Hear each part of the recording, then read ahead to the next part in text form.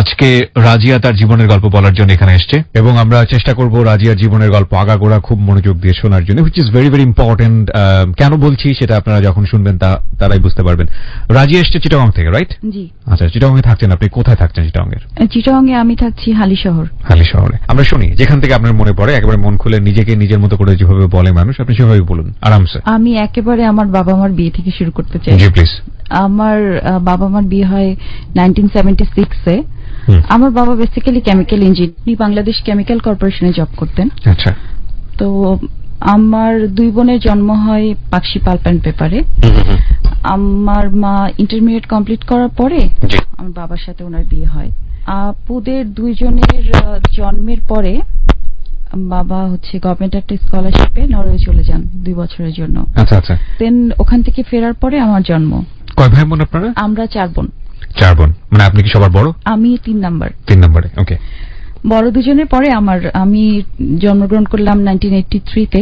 জি। এরপরে যেটা হলো, আমি যখন আমার মার প্রেগন্যান্সি টাইমে ওনারা দুজনে খুব এক্সপেক্ট করছিলেন যে ওনাদের এবার ছেলে হবে। তো আম্মু কিছু রিচুয়াল প্র্যাকটিসও মেবি করেছিলেন যাতে ছেলে হয় এরকম কিছুর জন্য। তো যাই হোক, এরপরে উনি ওনার মানে প্র্যাকটিসটা বন্ধ করে দেন। উনি বুঝতে পারেন যে এটা ঠিক হচ্ছে না। তারপরে আমি হলাম। হওয়ার পরে আম্মু থেকে শোনা যে আম্মু খুব কান্না করেছিলেন যে এবার একটা মানে মেয়ে হলো, ছেলে হলো না। আর হয়েছিলাম হচ্ছে আপনার রাত 12টা-1টা এই সময়ের দিকে। আব্বু দেখতেই আসেন নাই বলে রাতে। বাট ফরচুনেটলি পরের দিন আবার সব স্বাভাবিক হয়ে যায়। উনি আসেন, কোলে নেন, আদর করেন। আব্বু আমাদেরকে উনি ভীষণ আদর করতেন, ভীষণ ভালোবাসতেন। এই এক্সপেকটেশনটা থাকা উচিত না, মানে যদিও বিষয়টা আসলো হয়তো বাবা মার মধ্যে জিনিসটা থাকেই। ইভেন দেখা যায় যে বয়ফ্রেন্ড গার্লফ্রেন্ড তখন থেকেই চিন্তা ভাবনা করছে, বয়ফ্রেন্ড চিন্তা করছে প্রথম সন্তানটা মেয়ে হবে, গার্লফ্রেন্ড বলছে না প্রথম সন্তানটা ছেলে হবে। এই যে জিনিসগুলো খুব ফান করতে করতে চলে আসে, এগুলো পরবর্তী ভীষণ রকমের সিরিয়াস হয়ে যায় কিন্তু আমাদের মধ্যে। এটা না করাটাই বেটার। ইভেন ম্যাক্সিমাম ক্ষেত্রে দেখা যায় যে একজন মেয়ে সে নিজে এক্সপেক্ট করছে তার মেয়ে হবে না ছেলে হবে। এই জিনিসটা না করাটাই বেটার। হ্যাঁ, না করাটাই বেটার। তো তারপরে যেটা হয়, পাকশিতে তো আমার পাকশির কথা আসলে সেরকম কিছু খেয়ালই নেই। আমার যখন 10 মাস বয়স, আব্বু আমাদেরকে নিয়ে শিফট হয়ে গেলেন সিলেটে। সিলেটের কথা কিছু খেয়াল আছে। সিলেটে আমাদের ছোট বোনের জন্ম হয়। ও হচ্ছে ক্লিনিকে যখন হয় আমি ওকে দেখতে যাই, এগুলো আমার স্পষ্ট মনে আছে। সিলেটের একটু একটু স্কুলে যাচ্ছি আসছি, তখন রবিবার ছুটি। তখন বাংলাদেশে স্কুল ছুটি থাকতো রবিবার করে। আচ্ছা আচ্ছা। এই জিনিসগুলো মনে আছে। দেন আমরা সিলেট থেকে চলে আসি খুলনায় শিফট হলাম। আমার ওখান থেকে রেগুলার স্কুলিং শুরু, মানে রেগুলার স্কুলে আসা যাতায়াত শুরু। তো খুলনায় আমরা অনেক বছর থেকেছি। মানে আলটিমেটলি ওখান থেকে আমাদের সব, মানে আমার বিশেষ করে ছোটবেলাটার স্মৃতিগুলো একদম ভালো মতো মনে আছে।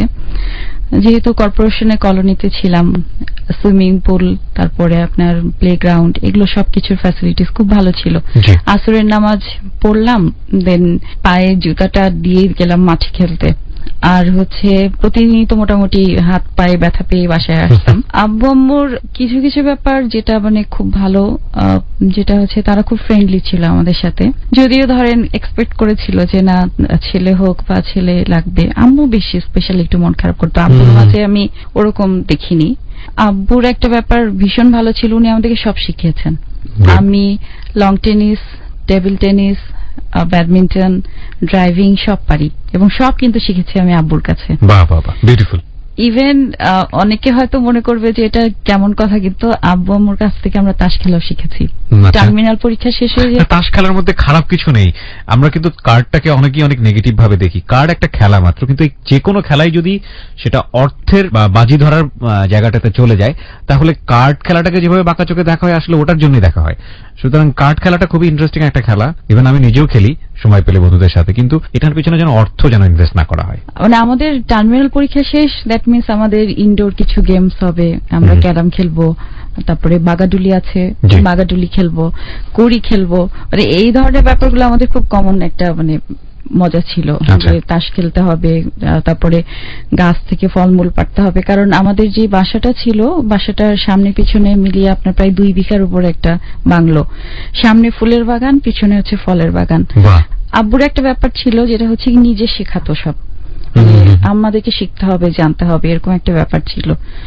আমি গাছে উঠতে পারতাম না, এটা আমার একটা দুর্বলতা ছিল। আমার বোনরা গাছে উঠতো, আমি মই দিয়ে উঠতাম এবং তারপরে ময়ে পা দিতে যেয়ে আমার খুব সমস্যা হতো, পাগে দিব কিভাবে নামবো। আর ওরা আম গাছে উঠে দেখা যেত ভালো ভালো আমগুলো বা মজার মজার ফলগুলো ওরা ওখানে গাছে বসে খাচ্ছে, আমি নিচে থেকে তাকিয়ে তাকিয়ে দেখছি কিন্তু আমাকে দিচ্ছে না। এই মজাগুলো ভীষণ মনে পড়ে। আরেকটা ব্যাপার ছিল আব্বুর, কনজারভেটিভ ছিল আমার বাবা মা বেশ, কারণ তাদের কনজারভেটিভনেস এর একটা এক্সাম্পল দিই আপনাকে। রাতে মানে বিশেষ করে সন্ধ্যার মাগরিবের আজানের আগে আমাদেরকে বাসায় আসতেই হবে, মানে এই বিষয়টাই ভীষণ স্ট্রিক্ট ছিল, যেখানেই থাকি না কেন। মানে সন্ধ্যার পরে আব্বুর একটা কথাই ছিল, সন্ধ্যার পরে বাচ্চাদের কোনো কাজ থাকে না বাহিরে। ইভেন টিভি দেখার সময়টাও আমাদের একদম শিডিউল করা ছিল, রাত 9টা থেকে 10টা। এগুলো বিষয়ে খুব মানে তখন খুব রাগ হতো ওই সময়, তখন মনে হতো যে কি ব্যাপার, মানে একটা কিছু ফিনিশ হলো না, দেখতে পারলাম না। আরেকটা ব্যাপার তখন ভীষণ আফসোস হতো, সেটা হচ্ছে আমাদেরকে কোনো ফ্রেন্ডদের বার্থডেতে যেতে দেওয়া হতো না ওই সন্ধ্যার পরে, ওই কারণে। আবার কোনো বিয়ে বা কোনো অনুষ্ঠান যেখানে হয়তো মানে হচ্ছে সন্ধ্যার পরে যেতে হবে, দেখা যেত যে গার্জিয়ানের সাথে যেতে হবে, শপিং এ গার্জিয়ানের সাথে যেতে হবে, মানে এই ব্যাপারগুলো একটু রেস্ট্রিকশন ছিল। বাট শিখেছি সবকিছু, মানে ওই বিষয়টাই। আমার ছোট বোন যখন 3.5 বছর বয়স, ও তখন আব্বুর কাছ থেকে সুইমিং শিখে এবং পুরো সুইমিং পুল একা একা পার হতো, এত সুন্দর লাগতো, ছোট্ট একটা মানুষ পুরো মানে সুইমিং পুল পার হয়ে যাচ্ছে।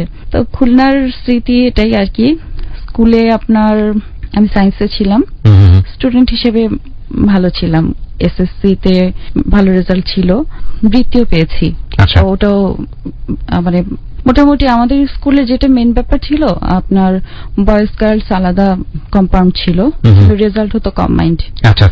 তো টপ 10-এ আমি সবসময় থেকেছি।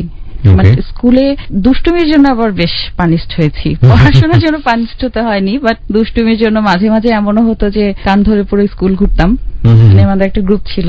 আবার আমার এক্সট্রিম পানিশমেন্ট স্কুলে একবার ছিল, বয়েজ কম্পাউন্ডে নিয়ে গিয়েছিল, নিয়ে যে আমাদের ক্লাস, তখন আমি ক্লাস 7-এ পড়ি, আমাদের ক্লাস 7-এর বয়েজ ক্লাসের সামনে কান ধরে দাঁড় করিয়ে এটা একটা ছিল। তো আর আমার মা ছিলেন হচ্ছে আমার নানা বাড়িতে, একটাই ইস্যু, মানে আমার কোনো মামা খালা নেই। তো আমাদের একটা মজার জিনিস হতো, সেটা হচ্ছে বছরে মানে প্রত্যেক বোনের 1 বছর করে নানা বাড়ি যেয়ে থাকা হতো, মানে ওখানে নানু বাড়ির স্কুলে পড়তে হবে, ওখানে নানু নানির সাথে থাকতে হবে। এটা হচ্ছে কি ওনাদের সাথে কোম্পানি দেওয়া, প্লাস হচ্ছে আমাদেরকে আদর করে নিয়ে যেত। ওই সময়টা হচ্ছে খুব মজার, যে নানু বাড়ি যে 1 বছর আছি, মানে যা খুশি তাই করা যাচ্ছে, এরকম একটা ব্যাপার। যদিও নানি খুব স্ট্রিক্ট ছিলেন, নানি ধরেন আপনার উনি সেই সময় কিন্তু গ্রাজুয়েট, আমার নানি, যার ফলে উনি পড়াশোনার ব্যাপারে খুব স্ট্রিক্ট ছিলেন, কিন্তু আদর ভীষণ পেতাম। তো যার জন্য দেখা যেত যে প্রত্যেকটা বডি যেয়ে থাকতাম, এরকম বাই টার্ন একজন না একজন ওনার ওখানে যে 1 বছর করে করে পড়ে আসতাম। তো এই জিনিসগুলো ছোটবেলাটা আমার ভীষণ সুন্দর কেটেছে। বিশেষ করে আব্বু আম্মুর যে মানে টেক কেয়ারটা, আম্মুর একটা স্পেশালিটি ছিল যে সেটা আমরা কখনো বাহিরের খাবার খাইনি। উনি সবসময় বেকিংটা, কুকিংটা উনি নিজে করতে পছন্দ করতেন। সবসময় উনি নিজে করতেন এবং আমাদেরকে ইভেন আমাদের বার্থডে কেকটাও আম্মু নিজে করতেন। এই ব্যাপারটা ছিল। আমার এসএসসি পরীক্ষা শেষ হয়ে গেল। এসএসসি পরীক্ষা শেষ হওয়ার পরে যখন আমি কলেজে ভর্তি হলাম। কোথায় দিলেন এসএসসি পরীক্ষা? এসএসসি পরীক্ষা দিলাম আমি কর্পোরেশন স্কুলেই, খুলনাতে। লম্বা সময়। তারপরে ওটা যেহেতু কলোনির মধ্যেই কম্পাউন্ডটা ছিল, যার ফলে আমার পৃথিবী কিন্তু ওটুকুর মধ্যেই ছিল, আমাকে বাইরে বের হতে হতো না, কারণ আমার ফ্রেন্ডস ওখানে, আমার স্কুল ওখানে, আমার টিচারও ওখানে, সবকিছু ওখানে। আর একটা ব্যাপার ছিল যে আব্বু যেটা বললাম আপনাকে, ছোটবেলা থেকে সবকিছু আমাদেরকে করাতো, ইভেন টিচারদের সাথে ব্যাচের শিডিউল ঠিক করা, আমার পরীক্ষার খাতার মার্কস কোনটাই হয়তো যোগ করতে কম বেশি হয়ে গেছে, সব বাবাই দেখতো না, আমাদেরকে করতে হতো, আব্বু যেত না, নিজে করতে হতো। মানে আব্বুর কথা ছিল যে তোমার কাজ তোমাকে শিখতে হবে, মানে এইসব ছোটখাটো কাজের জন্য আমি যাব না, এরকম একটা ব্যাপার ছিল। তো কলেজে ভর্তি হলাম, ওখানে ওমেন্স কলেজ, খুলনা ওমেন্স কলেজে ভর্তি হলাম। ভর্তি হওয়ার পরেও আমার মানে নতুন পৃথিবী শুরু হলো। কারণ ওই সময় যে নতুন সার্কেল, কারণ ওখান থেকে তো ওখানে বিভিন্ন স্কুল থেকে অনেক মেয়েরা এসছে, সো ফ্রেন্ড সার্কেল নতুন। আর ড্রেস কোড ছিল কলেজে। একটা সমস্যা ছিল, সেটা হচ্ছে 1টার আগে কলেজ থেকে বের হতে দিত না, গেটটা লক করা। মানে ক্লাস হোক না হোক আপনাকে 1টা পর্যন্ত কলেজ কম্পাউন্ডে থাকতেই হবে। আচ্ছা, তখন থেকে যেটা আমাদের শুরু হলো আমাদের পকেট মানি, কারণ কলেজে যেহেতু যাচ্ছি আমাকে বাহিরে বের হতে হচ্ছে। আর সায়েন্সে যেহেতু ছিলাম আমাকে সেই ভোর 6টার সময় বেরিয়ে যেতে হতো। ফার্স্টে হয়তো ফিজিক্স কেমিস্ট্রি টিচারের কাছে পড়তাম, দেন কলেজ করতাম, দেন তারপরে বের হয়ে আরেকটা টিচারের কাছে পড়তাম, বাট সন্ধ্যার আগে বাসায় আসতেই হতো। মানে শিডিউলটা ওভাবেই করা ছিল। তো আম্মু একটা কাজ করতো, মাসের প্রথমে একেবারে হিসাব করে টাকাটা বুঝিয়ে দিত। মানে প্রতিদিন না, ওটা হচ্ছে মানে ম্যানেজমেন্টটা শেখাতো যে আমাকে ওই ফিক্সড একটা অ্যামাউন্টের মধ্যে চলতে হবে, ওটা থেকে সেভ করতে হবে। মানে চাইতে গেলেই ধমক, মানে ওটা থেকে সে মোটামুটি দিত যেখান থেকে আমরা সেভ করতে পারতাম। বাট ওই জিনিসটা নতুন শিখলাম আর কি, পকেট মানি আসা, ওটাকে খরচ করা, ফ্রেন্ডের সাথে এটা ওটা খাওয়া, খেতে বসা, সিঙ্গারা খাওয়া, আজকে খেলো তো কালকে আমি খাওয়ালাম, এরকম ব্যাপারগুলো। কারণ কলোনিতে থাকতে ওই ব্যাপারগুলো ছিল না, কলেজে এসে নতুন অ্যাড হলো। এরপরে আপনার যখন সেকেন্ড ইয়ারে উঠলাম তখন একটু বড় হয়ে গেছি, কলোনিতে আর রাস্তায় খেলি না, ফ্রেন্ডদের সাথে হাঁটাহাঁটি করি এখন। মানে তখন একটু ব্যাপারটা কিরকম হলো, নিজেকে একটু অ্যাট্রাকটিভ শো করা বা একটু বড় বড় ছেলেদের মধ্যে চলে আসে পার্সোনালিটি ডেভেলপমেন্ট স্টেজ, তখন একটু ওই রকম ব্যাপারগুলো চলে আসলো যে খেললে তো তখনও বাচ্চা বাচ্চা ভাব, একটু নিজেকে বড় করা, ইভেন হাঁটবো কিভাবে সেটার মধ্যে একটা চিন্তা ভাবনা চলে আসে, সেটাও একটা স্টাইল। ইভেন হয় না যে কাউকে দেখে একটু ভালো লাগলো, তখন ধরে অসম্ভব হার্টবিট বেড়ে যেত, এরকম একটা ব্যাপার। অ্যামেজিং একটা এজ। আমরা জানি না ইন্টারের কোনো ছেলেমেয়েরা আমাদেরকে এই মুহূর্তে শোটা শুনছে কিনা, বাট আমরা দুজন পার্টিকুলারলি আমার মনে হয় যে অনেক লিসনাররাই আছেন যারা আমাদের এজে, তারা আমরা আসলে এই সময়টাকে অনেক বেশি মিস করি। যদিও ওই সময়টা খুব কমপ্লেক্স একটা টাইম, বিকজ পার্সোনালিটি ডেভেলপমেন্ট স্টেজেও সিদ্ধান্ত নিতে পারে না আসলে কি করবে, অনেক ধরনের ইনডিসিশনে ভোগে। ওই সময়টাতে দেখা যায় সারাউন্ডিং যারা আছে, ফ্যামিলি মেম্বার যারা আছে, তারাও অনেক সময় ভুল বোঝে ছেলে মেয়েদেরকে।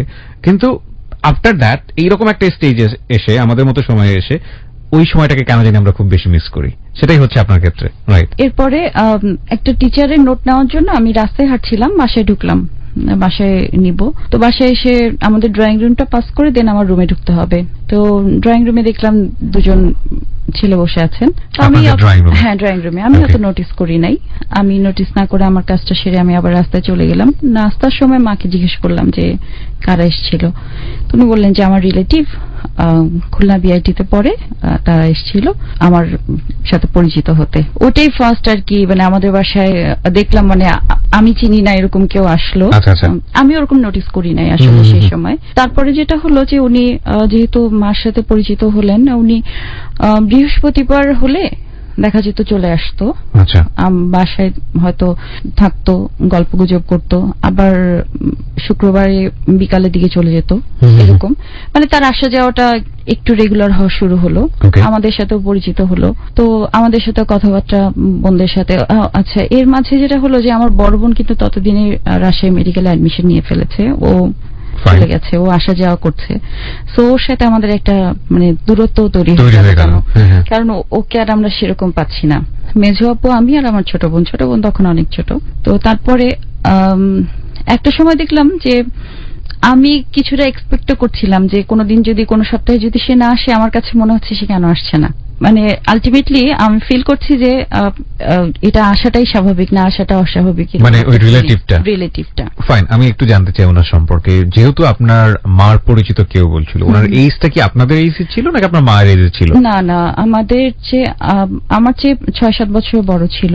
আচ্ছা, কি হতো আসলে সম্পর্কে, কি জানলেন মার কাছ থেকে? উনি আমার কাজিন হন। আর যেটা যে আমার মার যেহেতু বাবার বাড়ি বগুড়া, তো বগুড়ার রিলেটিভ।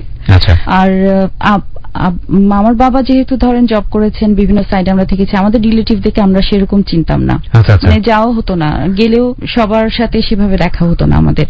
বগুড়াতে গেলে চেনার পরে যখন কথাবার্তা হতো, বাসায় আসতো, অ্যাজ ইউজুয়াল কথা হতো, সবাই মিলে নাস্তা করতাম, বসতাম, বা তাকে গেস্ট রুমে থাকতে দেওয়া হতো। ভালো লাগতো, কথা বলতে ভালো লাগতো, আড্ডা দিতে ভালো লাগতো। এবং এক ধরনের মানে এক্সপেকটেশন আমার ভিতরে তৈরি হওয়া শুরু করলো যে সে আসবে, আসলে গল্প আড্ডা দিব, এরকম এক ধরনের ভালো লাগা তৈরি হওয়া। ছেলেটার নাম কি ছিল? ওনার নাম ছিল মুস্তাহিদ। ওকে, ফাইন। উনি আসলে সম্পর্কে কে হন আপনাদের ফ্যামিলির? আমার মানে দুঃসম্পর্কের রিলেটিভ, আমার মায়ের কাজিন। ঠিক আছে।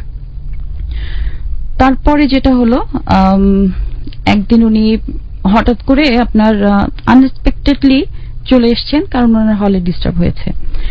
তো উনি পড়াশোনা করতেন খুলনা বিশ্ববিদ্যালয়ে? না, খুলনা বিআইটিতে উনি পড়তেন। ওকে। পড়তেন মোস্ট প্রবাবলি তখন 7 সেমিস্টারে ছিলেন, লাস্ট ইয়ার 4th ইয়ারে চলছে তখন। তো তারপরে যাই হোক, ওই সময় থাকলেন বেশ কিছুদিন।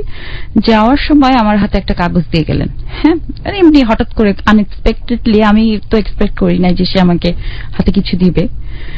আপনার ইমিডিয়েট যে বড় বোন ছিল ও কোথায় ছিল? আমাদের সাথে বাসায় ছিল। ওকে।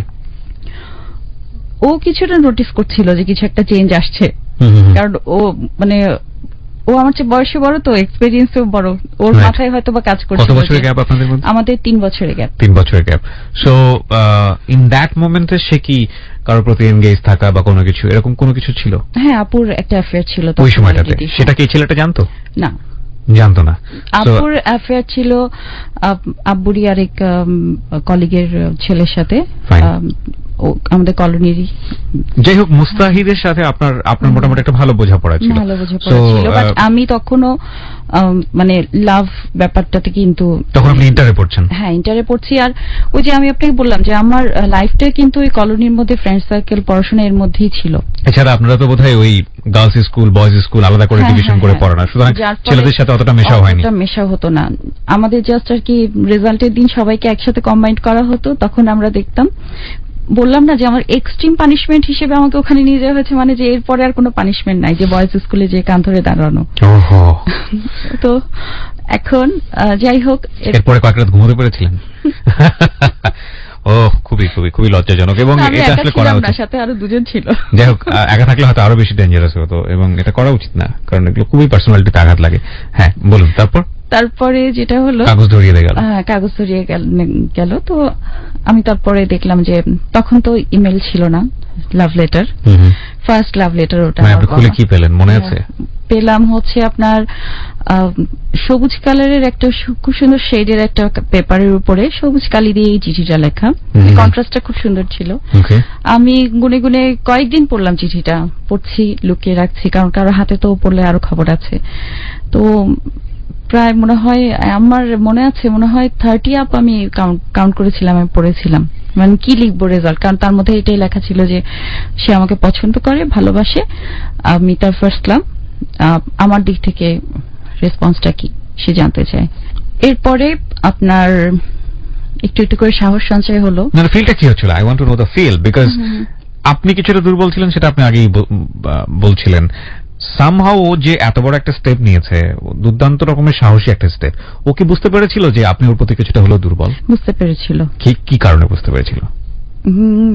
সেটা হয়তো বা আমার এক্সপ্রেশনের কারণে, কারণ আমি যে তাকে এক্সপেক্ট করতাম সে সম্ভবত সেটা বুঝতে পারছিল। আচ্ছা, এমনিতে কোনো কিছুতে বুঝাতেন কিনা, অ্যাটিটিউড দিয়ে? না, ওরকম ব্যাপার ছিল না, কারণ আমি আপনাকে ফার্স্টে বলেছি আব্বু আম্মু ভীষণ কনজারভেটিভ ছিলেন। সো মানে সে আমাদের ঘরে আসবে বা আমাদের সাথে বসবে এরকম ব্যাপারটা কিন্তু ছিল না। মানে গেস্ট রুম আমাদের মানে বাসা থেকে পুরো মোটামুটি আলাদাই ছিল। মানে জাস্ট আমাদের ওই ড্রয়িং রুমে বসলে কথাবার্তা যেটুকু হতো, আর হচ্ছে দেখা যেত যে, আচ্ছা এর আগে একটা জিনিস একটু মাথা দিয়ে ছুটে গেছে, সে আমার একবার হাত ধরেছিল, আমি মানে রিঅ্যাক্ট করিনি। ওকে, ভেরি ইম্পর্টেন্ট পয়েন্ট। হ্যাঁ, আমি রিঅ্যাক্ট করিনি, যেটা করা উচিত ছিল যে চিলাচিলি করা বা আব্বুকে ইনফর্ম করা বা কাউকে ইনফর্ম করা, আমি করিনি। হয়তো বা এটাও একটা কারণ ছিল। হাত কি মানে সে ইন্টেনশনালি ধরেছিল নাকি? ইন্টেনশনালি ধরেছিল, জাস্ট খাওয়ার টেবিলে, বাট আমি হাত সরিয়ে ফেলেছি, বাট ওটা নিয়ে আমি কোনো ইস্যু ক্রিয়েট করিনি। ওকে, সামহাউ সেটাকেও সে একটা গ্রিন সিগন্যাল ভাবতে পারে। ফাইন। তো আপনি চিঠিটা পাওয়ার পরে খুশি হলেন, এক অর্থে বলা চলে, নাকি এক্সাইটেড? মানে আমি আসলে কি করব এটা বুঝতে পারছিলাম না, যে এটা কি আপুকে বলবো। ওর একটা সমস্যা ছিল যে ও আবার ওকে বললে ও আম্মুকে বলে দিবে কনফার্ম, মানে আপু ওরকমই ছিল যে ও কনফার্ম ওটাকে আমার দিক থেকে চিন্তা না করে জাস্ট। কন্টেন্ট মনে আছে আপনার চিঠিতে কি লেখা ছিল? প্রথম লাভ লেটার মনে আছে, শুনি আমরা একটু। ওকে, কন্টেন্টটা সে বলতে চাচ্ছে না, কেন বলতে চাচ্ছে না শুধু এটুকু বলেন। বলতে চাচ্ছি না, আসলে ফিলিংসটা আমার মধ্যেই রাখতে চাচ্ছি। ওকে ফাইন, আমরা ধরে নিলাম চমৎকার কিছু আছে, হয়তো খুব প্রশংসা ছিল, হোয়াটএভার ইট ইজ, যেটা থাকে আর কি। প্রথম কন্ট্রাস্টটা, চিঠি কন্ট্রাস্টটা ভীষণ সুন্দর ছিল, কালার কন্ট্রাস্টটা। কারণ ওই সময় তো, এখন তো ধরেন রাইটিং প্যাড অ্যাভেলেবেল না আমার যতটুকু মনে হয়, বাট ওই সময় তো লেখার ধৈর্য নাই, এক লাইন লেখার পরে দুই লাইনে হাত ব্যথা করবে অনেকের। রাইটিং প্যাডের তো তখন একটা ব্যাপার ছিল যে বিভিন্ন ডিজাইনের রাইটিং প্যাড পাওয়া যেত, আর কালি মানে অন্যরকম একটা কন্ট্রাস্ট ছিল। আর যাই হোক, তো তারপরে যেটা হলো, আমি একটা চিঠি লিখলাম, কয়েকদিন ধরে লিখলাম, মানে কি লিখবো, বারবার লিখি, আবার একটু এডিট করি, আবার লিখি, এরকম একটা ব্যাপার। কয়েকদিন ধরে লিখলাম, তারপরে লুকিয়েও রাখলাম, কিন্তু ধরাও খেলাম। আমার মেজো আপু চিঠিটা বের করে পড়ে ফেললো। না, আপনার মেজো আপুকে ফোন করে আমাদের কন্টেন্টটা জানতে হবে চিঠির, যে কি লিখেছিলেন আপনি। মানে আপনি আমাকে একটু বোঝান যে ভাষায় কোনো কিছু সিগন্যাল দিলেন কিনা, যে ইয়েস আই এম ওকে। ও তো প্রস্তাবই করেছিল আপনাকে, ততদিনে সে আসে নাই আর। না না, আপনাকে চিঠির মধ্যে তো প্রস্তাব করেছিল, তো আপনি কি পজিটিভ সিগন্যাল দিলেন? হ্যাঁ, পজিটিভ সিগন্যাল দিলাম, এবং চিঠিটা আমি লুকিয়ে রাখলাম যে পোস্ট করব। আমি পরের দিন মনে হয় কলেজে গেলাম, ওই দিন আর পোস্ট করিনি। মানে আমার মাঝেও কনফিউশন কিন্তু কাজ করছে যে আসলে লেখা ঠিক হবে কি হবে না, কনফিউশনের জন্য আমি রেখে চলে গেছি, এবং যথেষ্ট লুকিয়ে গোপন জায়গায় রেখে গেছি। কিন্তু মেজো আপু মানে মোটামুটি ভালো একটা টার্গেটই ছিল যে কিছু একটা চেঞ্জ হচ্ছে, ও বুঝতে পারছিল। তো ও চিঠিটা নিয়ে অ্যাজ ইউজুয়াল সোজাসুজি আম্মুকেই দিয়ে দিল।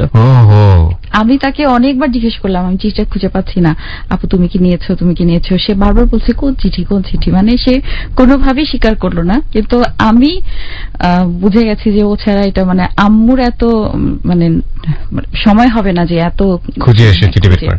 কারণ আমি রেখেছিলাম সে আমার হারমোনিয়ামের রিডের পিছনে, সেই জায়গায় আমি চিঠিটা রেখে গিয়েছিলাম। ডেঞ্জারাস, আপনার বোন সেটা খুঁজে বের করেছে। ওকে, তো যাই হোক, মানে প্রেমে রাজি না বলার আগেই যেটা হলো যে ভীষণ ধরা, এবং অনেক বকাবকি খেলাম। আম্মু তো একবার যে আব্বুকে বলে নাই, আম্মু বললো, কারণ আব্বুকে আমরা ভয়ও পেতাম ভীষণ। আব্বু যেমন ফ্রেন্ডলি ছিল সেরকম স্ট্রিক্ট ছিল, তো যেহেতু বকা দিত না ওই জন্যই ভয়টা বেশি পেতাম, যে বকা যখন দিবে তখন ওটা ওই লোডটা নিতে পারবো না, কি না কি জানি করে ফেলবে, কি করে ফেলে। তারপরে যেটা হলো, আম্মু আমাকে বললো যে তোমার মানে হচ্ছে এটাই সৌভাগ্য যে আমি তোমার বাবাকে বলছি না, বাট ও যখন আসবে ওকে আমি কিন্তু বলবো, মানে মুস্তাহিদ যখন আসবে বেড়াতে। এটা তো আরো বেশি লজ্জার, আরো বেশি লজ্জার এবং অপমানের। তারপরে আমি আম্মুকে বললাম যে না, আমি রিলেশনটা করবো না, ঠিক আছে, সরি। তাও তাকে কিছু বলবো না, কারণ আমার কাছে মনে হচ্ছিল যে আসলে তো কিছু হয়নি এখনো পর্যন্ত, তার আগেই যদি মানে ধরেন এরকম একটা ব্যাপার হয়, খুবই অস্বস্তিকর ব্যাপার। আর ওই সময়টায় না হয় কি, মানে ইমোশন কন্ট্রোল করাটা খুব কঠিন, খুব কঠিন ছিল।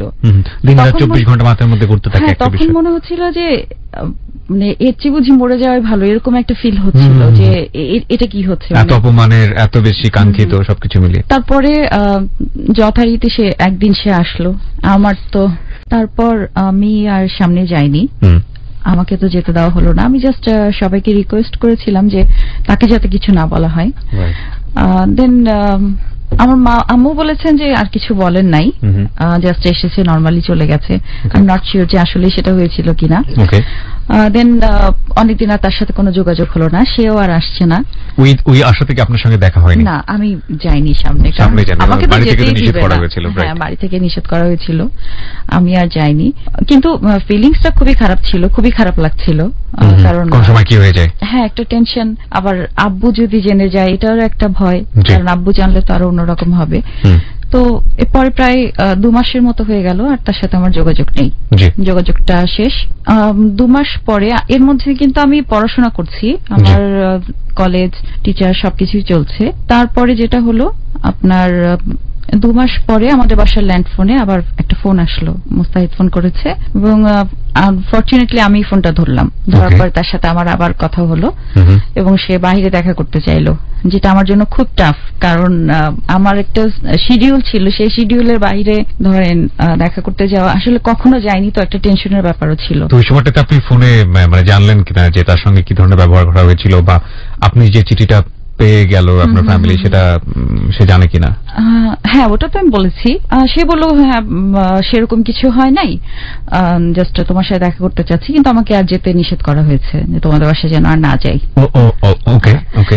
তো আমার সাথে বাইরে দেখা করতে চাইলো, তো বাইরে দেখা করতে চাইলো যখন, তো আমি বাইরে আমাদের ওই শিডিউল টাইমে গেলাম। 2 দিন না 3 দিন পরে মোস্ট প্রবাবলি ছিল দেখা করার কথা। আমি একটা টিচারের শিডিউল গ্যাপ দিয়ে, মানে ধরেন খুব কাছাকাছি ছিল টিচারদের বাসাগুলো, তো ওখান থেকে একটা শিডিউল গ্যাপ দিয়ে ফ্রেন্ডদেরকে ম্যানেজ করে গেলাম। যে দাঁড়িয়ে আছি তার আর কোনো খবর নেই, কিন্তু এইদিকে তো আমার টেনশন কাজ করছে, কারণ রোডের উপর দাঁড়ানো, আলটিমেটলি কেউ আমাকে দেখে ফেললে আমি ঝামেলায় পড়বো। এরপরে আরেকটা ব্যাপারও কাজ করছিল, কারণ আগে কখনো এভাবে কারোর সাথে দেখা করতে যায়নি, ওটাও একটা ব্যাপার। প্রায় আপনার 40 মিনিটের কাছাকাছি দাঁড়ালাম। ইভেন তার হোস্টেলে ফোন দিলাম, ফোনটা বেজে যাচ্ছে, বাট কেউ ফোন ধরছে না। দেন যথারীতি আবার টিচারের কাছে চলে গেলাম, সেকেন্ড যে টিচারের কাছে পড়া ছিল সেখানে চলে গেলাম, এবং নিঃসন্দেহে মন খারাপ। এবং তখন মাথার মধ্যে জাস্ট এই জিনিসটা কাজ করছে যে সে আমাকে এভাবে কি করে বিট্রে করতে পারলো। মানে আমার কাছে মনে হচ্ছে যে সে কেন আসলো না, মানে অ্যাটলিস্ট আমি তো কিছু জানতেও পারলাম না। আবার আপনার মোটামুটি 1 মাসের মতো গ্যাপ, আমিও কোনো যোগাযোগ করছি না, তার দিক থেকেও কোনো ফোন আসছে না। তারপরে 1 মাস পরে আমি একবার আমাদের ওখানে সিস্টেমটা ছিল, আপনার বাইরে কোথাও কল করতে গেলে আপনার যারা সার্ভিসে থাকে ফোনের, তাদেরকে বলতে হয় যে আমি এই নাম্বারে কল করব, আমাকে কলটা দিন, কারণ PABX তো দেওয়ার পর আমি তো এদিকে টেনশনে আছি, কারণ কথা বললে আবার যদি বাসার কেউ দেখে ফেলে যে আমি কথা বলছি। তারপরে সে এসে ফোনটা ধরলো, ধরার পরে আমি বললাম যে কি ব্যাপার, এরকম কেন হলো? তো বললো যে ঠিক আছে তুমি আসো আর সামনাসামনি কথা বলবো। আবার আমাদের শিডিউল হলো এবং অবশেষে আমরা দেখা করতে পারলাম। আচ্ছা, দেখা করলাম এবং জানলাম যে যেদিন আমার সাথে দেখা করার কথা ছিল সে আবার পলিটিক্স করতো, মানে হোস্টেল পলিটিক্স যেগুলো আর কি, ইউনিভার্সিটি পলিটিক্স গুলো। তো ওই দুটো গ্রুপের মধ্যে গন্ডগোল হওয়ার কারণে খুব হোস্টেলটা আপনার বন্ধ হয়ে যায়। হল ভ্যাকেন্সির জন্য নির্দেশ আসার কারণে তারা তাড়াতাড়ি সবাই হোস্টেল ছেড়ে চলে যায়। আর সে ফোনটা ধরেনি, কারণ হচ্ছে ফোনটা হোস্টেলে কেউ ছিল না, সে কারণে কেউ রিসিভ করে নাই, সময় হল ভ্যাকেন্ট হয়ে গেছে। তো যাই হোক, কথা বললাম, পরে স্বাভাবিক হ্যাঁ আমাদের মধ্যে একটা আন্ডারস্ট্যান্ডিং হলো। দেন ফেরার পরে আমার বেশি কিন্তু ঘুরতে যেতে পারতাম না, কারণ অত বেশি অ্যালাউড ছিল না, কারণ আমাকে আপনার একটা রাশ শিডিউলের মধ্যেই কিন্তু বের করতে হতো। এর মধ্যে আপনার ধরা খাওয়ার একটা ভয়, কে দেখে ফেললো, এটা একটা টেনশন। এরপরে আমার মেঝো আপু তখন তো পুরোপুরি আমার ভিলেন, সে মোটামুটি স্পাইর মতো আমার পিছে ঘুরছে এবং ফলো করছে। আর ওর মানে ও মোটামুটি কখনো শিওর যে আমার মাথা থেকে এই ভূতটা যায়নি, যে আমি এখনো এটার পিছনে ঘুরছি। মানে ও আপনার এতটা এনিমি হয়ে গেল কি কারণে, মানে আমি ঠিক বুঝলাম না। এটা কিন্তু একটা মানে খুব ন্যাচারাল একটা ব্যাপার, প্রথম প্রেমের ক্ষেত্রে সবাই বাধা হয়ে দাঁড়ায় সামহাউ, যে কেন করবে, এটা তো অন্যায় কাজ এবং চরম অন্যায় কাজ। এবং সেই কারণে ওর কথা যে মানে কেন করবে বা মানে আম্মু রাজি না সেখানে কেন হবে, এরকম একটা ব্যাপার। সে ওই সেন্সে আমার মানে পিছনে স্পাইয়ের মতো ঘুরছে। তো 4th মেবি আমি বেড়াতে গেলাম, যার রেফারেন্সে গেলাম আর কি, সে হচ্ছে মানে আমার ফ্রেন্ড, ও আবার আপুকে জানালো যেহেতু ওদিকে গেছে। আপু যথারীতি যেখানে গেছে ওখানে যে হাজির, আমি বসে আছি, আমার সামনে আপুর বয়ফ্রেন্ড, মানে আপু রীতিমতো মানে ওখানে মানুষজনের সামনে মোটামুটি পারলে ঝাড়ি দেয়, এরকম একটা অবস্থা। আবার সে আম্মুর কাছে ইনফরমেশন গেল, আমি তো বাসায় চলে আসলাম আপুর সাথে। তারপরে মোটামুটি আম্মু খুব মানে সিরিয়াসলি বলার পরে রিলেশনটা টোটালি ব্রেকআপ হয়ে গেল। ব্রেকআপ হয়ে গেল মানে কি আপনার জায়গা থেকে আপনি ব্রেকআপ করলেন? ফাইনালি মেন্টালি সিদ্ধান্ত নিলেন? হ্যাঁ, মেন্টালি সিদ্ধান্ত নিলাম, কারণ একটা ব্যাপার ছিল, আম্মুর প্রতি আমি অসম্ভব ডেভোটেড ছিলাম, যেহেতু তার সাথে আমাদের রিলেশনটা খুব ফ্রেন্ডলি ছিল। ওই সময়টায় পুরোপুরি আপনার ক্লাস মিস দিচ্ছি, এটা নিয়ে টেনশন করছি, ওটা নিয়ে টেনশন করছি, পুরোপুরি সব কন্ট্রোলের বাহিরে। তারপরে রেজাল্টটা মানে SSC তুলনায় খারাপ হলো। এরপরে খুলনা ভার্সিটিতে ইংলিশে অনার্সে ভর্তি হলাম, মানে কোনো মতে টিকলাম আর কি, যাই হোক মানে সার্ভাইভাল করতে পারলাম, যে অন্তত ইংলিশে অনার্সে ভর্তি হলাম। জীবনে কত বড় একটা ক্ষতি হয়ে গেল। ইনফ্যাক্ট এইটাই মানে প্রেম আমাদের জীবনে আসবেই, এটা না আসাটা বড়ই অস্বাভাবিক, কিন্তু সেটা আসলে সেটা যেন আমাদের বেসিক জায়গাটাকে নষ্ট না করে ফেলে। বহুবার আমরা বলেছি এলিট 920 তে ক্যারিয়ার এবং এডুকেশন, এই দুটো জায়গা যেন কোনোভাবেই হ্যাম্পার না হয়, যে কোনো কিছুর ক্ষেত্রে। কজ এটা হ্যাম্পার মানে সারা জীবনের জন্য এটা দাগ, এটা কখনো রিকভারি করা যায় না। ক্যারিয়ারের ক্ষেত্রে হয়তো বা কিছুটা করা যায় লাকিলি, কিন্তু এডুকেশনের ক্ষেত্রে কোনো চান্স থাকে না। কজ আপনি ইন্টারমিডিয়েটে সেকেন্ড ডিভিশন পেয়ে গেলেন 1 মার্কের, এটা রিকভারি করার কোনো চান্স নেই, সব জায়গায় ওটা কাউন্ট হচ্ছে আপনার সেকেন্ড ডিভিশন হিসেবে। জি। তারপরে আপনার ভার্সিটি শুরু হলো, এর মাঝে কিন্তু মুস্তাহিদের সাথে আমার যোগাযোগ হয়, বাট ওই ব্যাপারটা নেই যে অ্যাফেয়ার, মানে সে যোগাযোগের চেষ্টা করে, সে যখন রেসপন্স ফোন করে আমি কথা বলি, এটুকুই। পরে যখন ভার্সিটি গেলাম, এর মাঝে যেটা হলো, আমার ফাদার চিটাগং শিফট করলেন। তখন উনি করাপশনের মানে ঝামেলায় এত কিছুর মধ্যে পড়লেন, প্লাস আমাদের এক্সপেন্সও বেড়ে গেল। উনি এক মুহূর্তে মানে বিরক্ত হয়ে ওনার কর্পোরেশনের জবটা ছেড়ে দিলেন, যে উনি এখানে মানে আইদার ওনাকে করাপ্টেড হতে হবে নতুবা ওনাকে সারেন্ডার করতে হবে। তো উনি ওটা ছেড়ে দিয়ে প্রাইভেট জবে চলে আসলেন। প্রাইভেট জবে চিটাগং এ মানে ফ্যামিলি শিফট করলেন। তখন হচ্ছে আমি থাকলাম খুলনায়। এখন সে হচ্ছে আপনার ফ্রাইডে করে আসা শুরু করলো। প্রথম দিন আসলো, আসার পরে আমাকে বললো যে চলো আমি জব পেয়ে গেছি। তো সে ভালো জব করতো সে। হ্যাঁ, মানে আপনি তখন খুলনাতে মানে কোথায় থাকেন? একা থাকেন? একা থাকি হোস্টেলে। আচ্ছা আচ্ছা, তো ওখানে আছেন এবং ওই সময়টাতে সে আসা শুরু করলো এবং সে আমাকে বারবার ফোর্স করতে থাকলো যে আমরা কোর্ট ম্যারেজ করে ফেলি, দেন হচ্ছে ফ্যামিলি রাজি হয়ে যাবে। তো আমার একটা ব্যাপার ছিল, আমি কখনোই ওর এই ব্যাপারটায় কনভিন্স হইনি। আমি সবসময়, এবং এমনও হতো সে রাগারাগি করে মানে খুব রুডলি চলে যেত। আপনার জায়গা থেকে তো ব্রেকআপ করেছিলেন, মানে এখন ব্রেকআপই বলে চলে, তারপর ও আসতো কেন ওকে জায়গাটা? আমার জায়গা থেকে ব্রেকআপটা এরকমই ছিল যে আমি বলেছিলাম যে আমার ফ্যামিলি রাজি না, মানে আমি রাজি হলেও আমার ফ্যামিলির ফার্স্ট প্রায়োরিটি, আর আমি কোনোভাবে আম্মু আব্বুকে কষ্ট দিতে পারবো না। ওকে। বাবা মার এক ধরনের মানে এক্সপেকটেশন আমার প্রতি খুব বেশি ছিল কেন জানি ওই সময়টায়, কারণ তারা মনে করতো যে যেহেতু বড় খুব ব্রিলিয়ান্ট, ও এক চান্সে মেডিকেলে ঢুকেছে এবং মন বসে স্কলারশিপেও জাপানে চলে গেছে, সবার ধারণা ছিল যে আমিও অবশ্যই মানে ওর লাইনেই যাব। আর মানে আমাদের ফ্যামিলিতে তখনও যে কমার্স আর্টস পড়া মানে ওই ব্যাপারটাকে ধরেই না হতো যে এ হয়তো স্টুডেন্ট খারাপ, এই জন্য ওই ধরনের একটা চিন্তা করা হতো। যদিও এটা মানে কাউকে আমি ছিল, এটা টেন্ডেন্সি ছিল। তো ও আমাকে ইনফ্লুয়েন্স করতে থাকলো বারবার, বাট আমি কিন্তু বারবারই বলছি হ্যাঁ, তাকে ভালো লাগার ব্যাপারটা আমার মাঝে অবশ্যই ছিল, কিন্তু কোর্ট ম্যারেজ করব বা হচ্ছে খুব rough and tough life lead করবো ওই ব্যাপারটা আমার মধ্যে তখনও কাজ করতো না। কারণ আমার সবসময় মনে হতো যে আম্মা আব্বু ভীষণ কষ্ট পাবে আমি যদি নিজে থেকে বিয়ে করে ফেলি। হ্যাঁ জানি তাদের কিছু আর করার নেই, কারণ আমি ভার্সিটিতে পড়ি আমি তখন। বাট আপনার কি সফট কর্নার উপরে ছিল? ছিল, টু বি অনেস্ট ছিল। মানে তখন আপনি মন থেকে ওকে লাভ করেন? লাভ করি, বাট ও যেটা চাচ্ছে সেটা আমি করতে পারবো না। ঠিক আছে, একটা বাইন্ডিংস ছিল আপনার জায়গাতে, কিন্তু আপনি ওকে লাভ করতেন সেই সময়? করতাম, বাট মানে ওর চাওয়াটা আমার কাছে পসিবল ছিল না। That's why he is trying more, মানে বারবার নক করছে, রাইট। এবং যেহেতু তার জব ভালো, তার মানে আপনার এখন সে ঢাকাতে জব করছে, ভালো জব করছে, তার কাছে মনে হচ্ছিল যে আমরা বিয়েটা করে ফেলি, দেন ফ্যামিলি বদল। আর একটা ব্যাপার ওর মাঝে ছিল, ও কেন যেন বুঝতে চাইছিল না, মানে ও যেটা চাচ্ছে সেটাই এস্টাবলিশ করতে চাচ্ছে। আমি চাচ্ছিলাম যে ফ্যামিলিকে কনভিন্স করে ব্যাপারটা আসুক। তারপরে সে কনভিন্স হলো এবং ফ্যামিলিগতভাবে প্রস্তাব আসলো এবং আমার বাবা এক কথাতেই রিজেক্ট করলেন। প্রথম কথাই ছিল যে না, মানে আমাদের ফ্যামিলিতে আরেকটা ট্রেন্ড ছিল যে আপনার পড়াশোনার শেষের দিকে এসে মেয়েদের বিয়ে হবে, খুব আর্লি বিয়ে দিবে না। তো যাই হোক, আব্বু এক্সকিউজ দিয়ে আর রাগারাগিও কিছুটা হয়েছিল হয়তো, বা আমি জানি না, যেহেতু আমি ওখানে ছিলাম না। যিনি প্রস্তাব এনেছিলেন তাদেরকে সম্ভবত রুড কিছু বলেছিলেন, ওটা ক্যান্সেল হলো। তারপরে তারা হচ্ছে আমার নানার বাড়ি, যেহেতু আত্মীয়, নানার বাড়ির দিক দিয়ে আবার চেষ্টা করলো। তার মা বোন সবাই গেল আমার নানু বাড়িতে, ওখানে যে আবার তারা রিকোয়েস্ট করলো বিয়েটা দেওয়ার জন্য। এবং তারা বলল যে আমি যেহেতু তাকে ভালোবাসি, সে যেহেতু আমাকে ভালোবাসে, আমাদের দুজনের মাঝে অ্যাফেয়ার আছে, সো কেন বিয়েটা হবে না। তো তখন তো মোবাইলের যুগ নেই, মানে চিঠিতে সবকিছু লেখালেখি হচ্ছে। নানুরাও এইদিকে চিঠি লিখছেন আম্মু আব্বুকে, আম্মু আব্বু আমাকে ফোন করে ধরেন, মোটামুটি আব্বু তো ফোন করতো না, আব্বু এই বিষয়ে কখনো কোনো কথা বলেনি আমার সাথে। আম্মু দেখা যেত আমাকে ফোন করে বকা দিচ্ছে, আমারও খুব তখন খারাপ লাগতো যে কি ব্যাপার, আমি তো জিনিসটাতে ইনভলভ না, আমাকে কেন বকছে।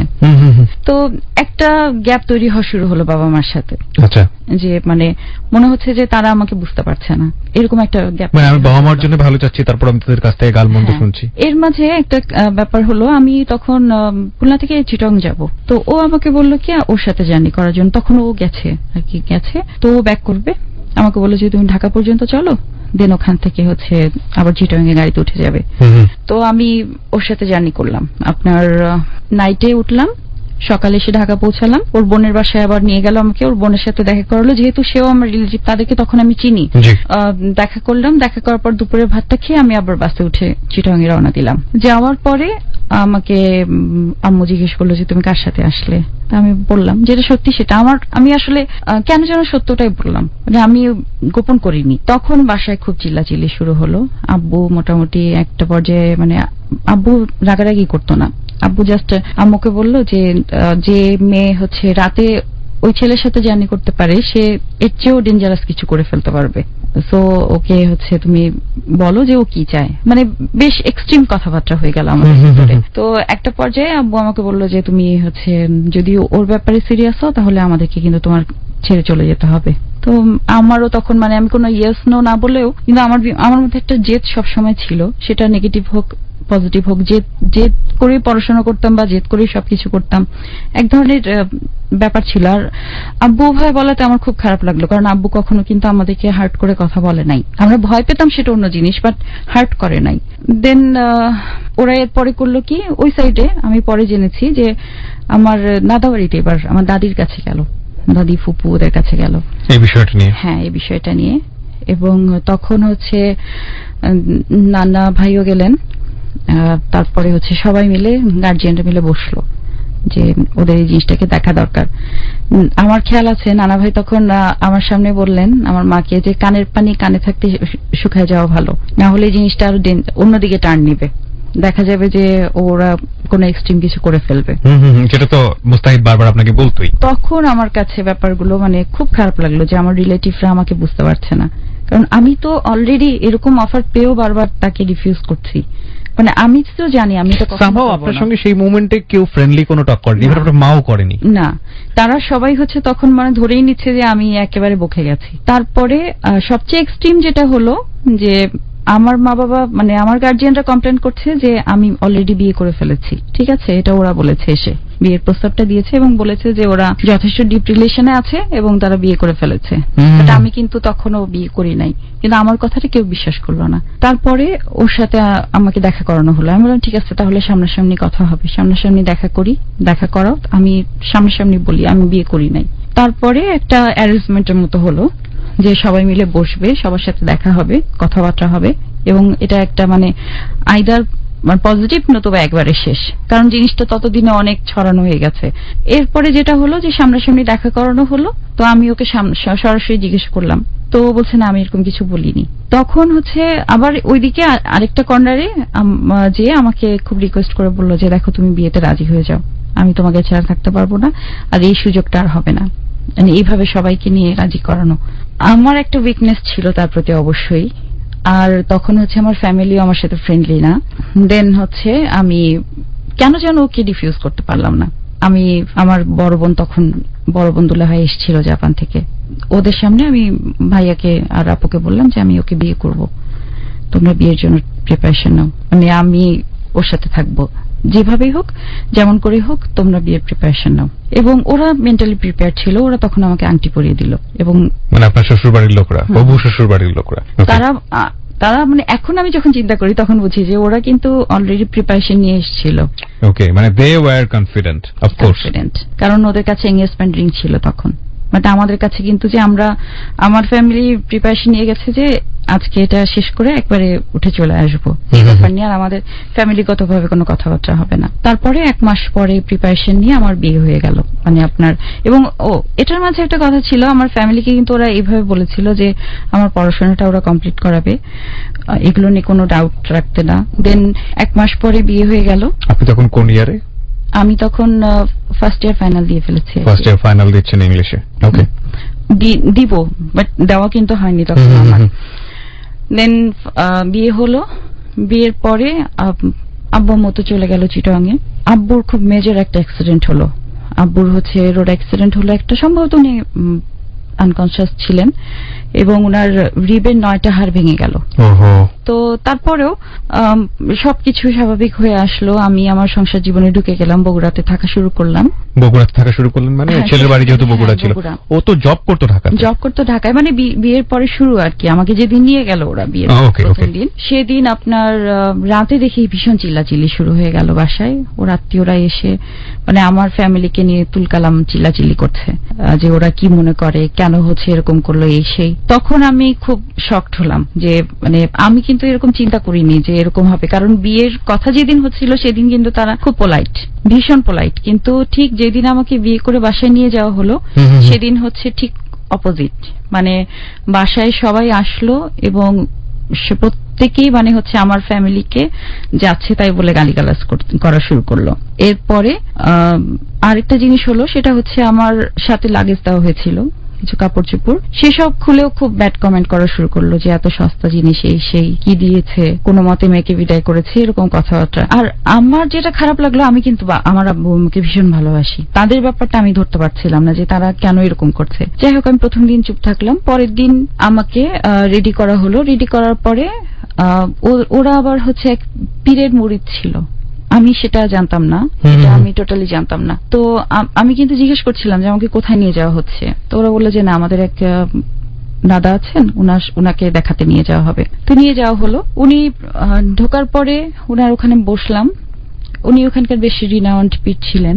ওটা হচ্ছে বগুড়ার পাহাড়পুর আছে না, পাহাড়পুরে নিয়ে যাওয়া হলো। তো পাহাড়পুরে নিয়ে যাওয়ার পরে ওখানে উনি সবার সামনে আমাকে দেখে বলছে যে তোমার বাবার বাড়ি থেকে কি গয়না দিয়েছে তুমি দেখাও। ফার্স্ট মানে এই ধরনের কথাবার্তাগুলো আমার কাছে খুব অস্বস্তিকর ছিল। তো আমি দেখালাম এটা ওটা। তো আমার হাজবেন্ডকে বলছে তুই তো ফকিরের ঘরে বিয়ে করেছিস, তুই তো ফকিরের মেয়ে নিয়ে আসছিস, তোকে কি মেয়ের সাথে কি কি জিনিস দিচ্ছে। তখন মানে আমার কিন্তু ভীষণ মানে আমি বলতে পারবো না যে আমি ওই লোকটাকে অ্যাটাক করতে পারছি না, বাট আমাকে কথাগুলো হজম করতে হচ্ছে। এবং সে কিন্তু তার সামনে অনেকগুলো মানুষও বসা, তাদের সবার সামনে কিন্তু কথাগুলো বলছে যে খাবার দাবার দেয়নি, জিনিসপত্র দেয়নি, এরকম মেয়েকে কেন বিয়ে করলি। এরপরে আপনার হাজবেন্ড কি বলছিল, মুস্তাহিদ কি বলছিল? সে চুপ, কারণ হচ্ছে ওনার সামনে ওরা কেউ কোনো কথা বলে না, মানে পীরের সামনে তারা কোনো কথা বলে না। হ্যাঁ, এবং উনি যেটা বলবে সেটাই হবে। মানে আমি পরে বুঝলাম যে ইভেন উনি যে হাতটা ধুতেন সেই পানিটা পর্যন্ত ওরা হচ্ছে গ্লাসে করে করে নিয়ে খেত, মানে এইরকম পরিমাণ এরকম ডেভোটেড ছিল তারা। ওকে, মাই গুডনেস। আপনি পাহাড়পুর বলছেন, এটা কি মহস্তানগড়ের কথা বলছেন? মহস্তানগড়, পাহাড়পুর এটা মহস্তানগড়। ওকে, হ্যাঁ বলুন। তারপরে যেটা হলো, আমি তাদের বিহেভিয়ার গুলো ভালো ছিল না আমার সাথে। মানে তারা দেখাচ্ছে যে জাস্ট মানে আমি তারা খুবই রিচ, তারা খুব বড় ফ্যামিলির, এবং আমাকে মানে যেই রকম রিকোয়েস্ট করে বা যেরকম পোলাইট হয়ে তারা নিয়ে আসলো, ঠিক তার অপোজিট অ্যাপ্রোচটা আমার সাথে তারা করছে। এরপরে আপনার আমি দেখতাম যে সকালবেলা উঠে পানি ছিটাতো সারা বাসায়, আবার দুপুরে ছিটাবে, সন্ধ্যার সময় ছিটাবে। মানে ওটা পরে বুঝলাম যে ওই যে উনি দোয়া পড়ে দেন, সেই পানিটা ছিটাচ্ছে। ইভেন খাবার দাবার সবকিছু ওই পানিটা ছিটিয়ে তারপরে খাবে। মানে এক ধরনের কেউ যদি ব্ল্যাক ম্যাজিক করে বা কিছু করে, এই ধরনের একটা টেনশনও তাদের মধ্যে কাজ করতো। এটার পেছনে কারণ কি ছিল? তারা কি অনেক বেশি ধন সম্পদশালী ছিল?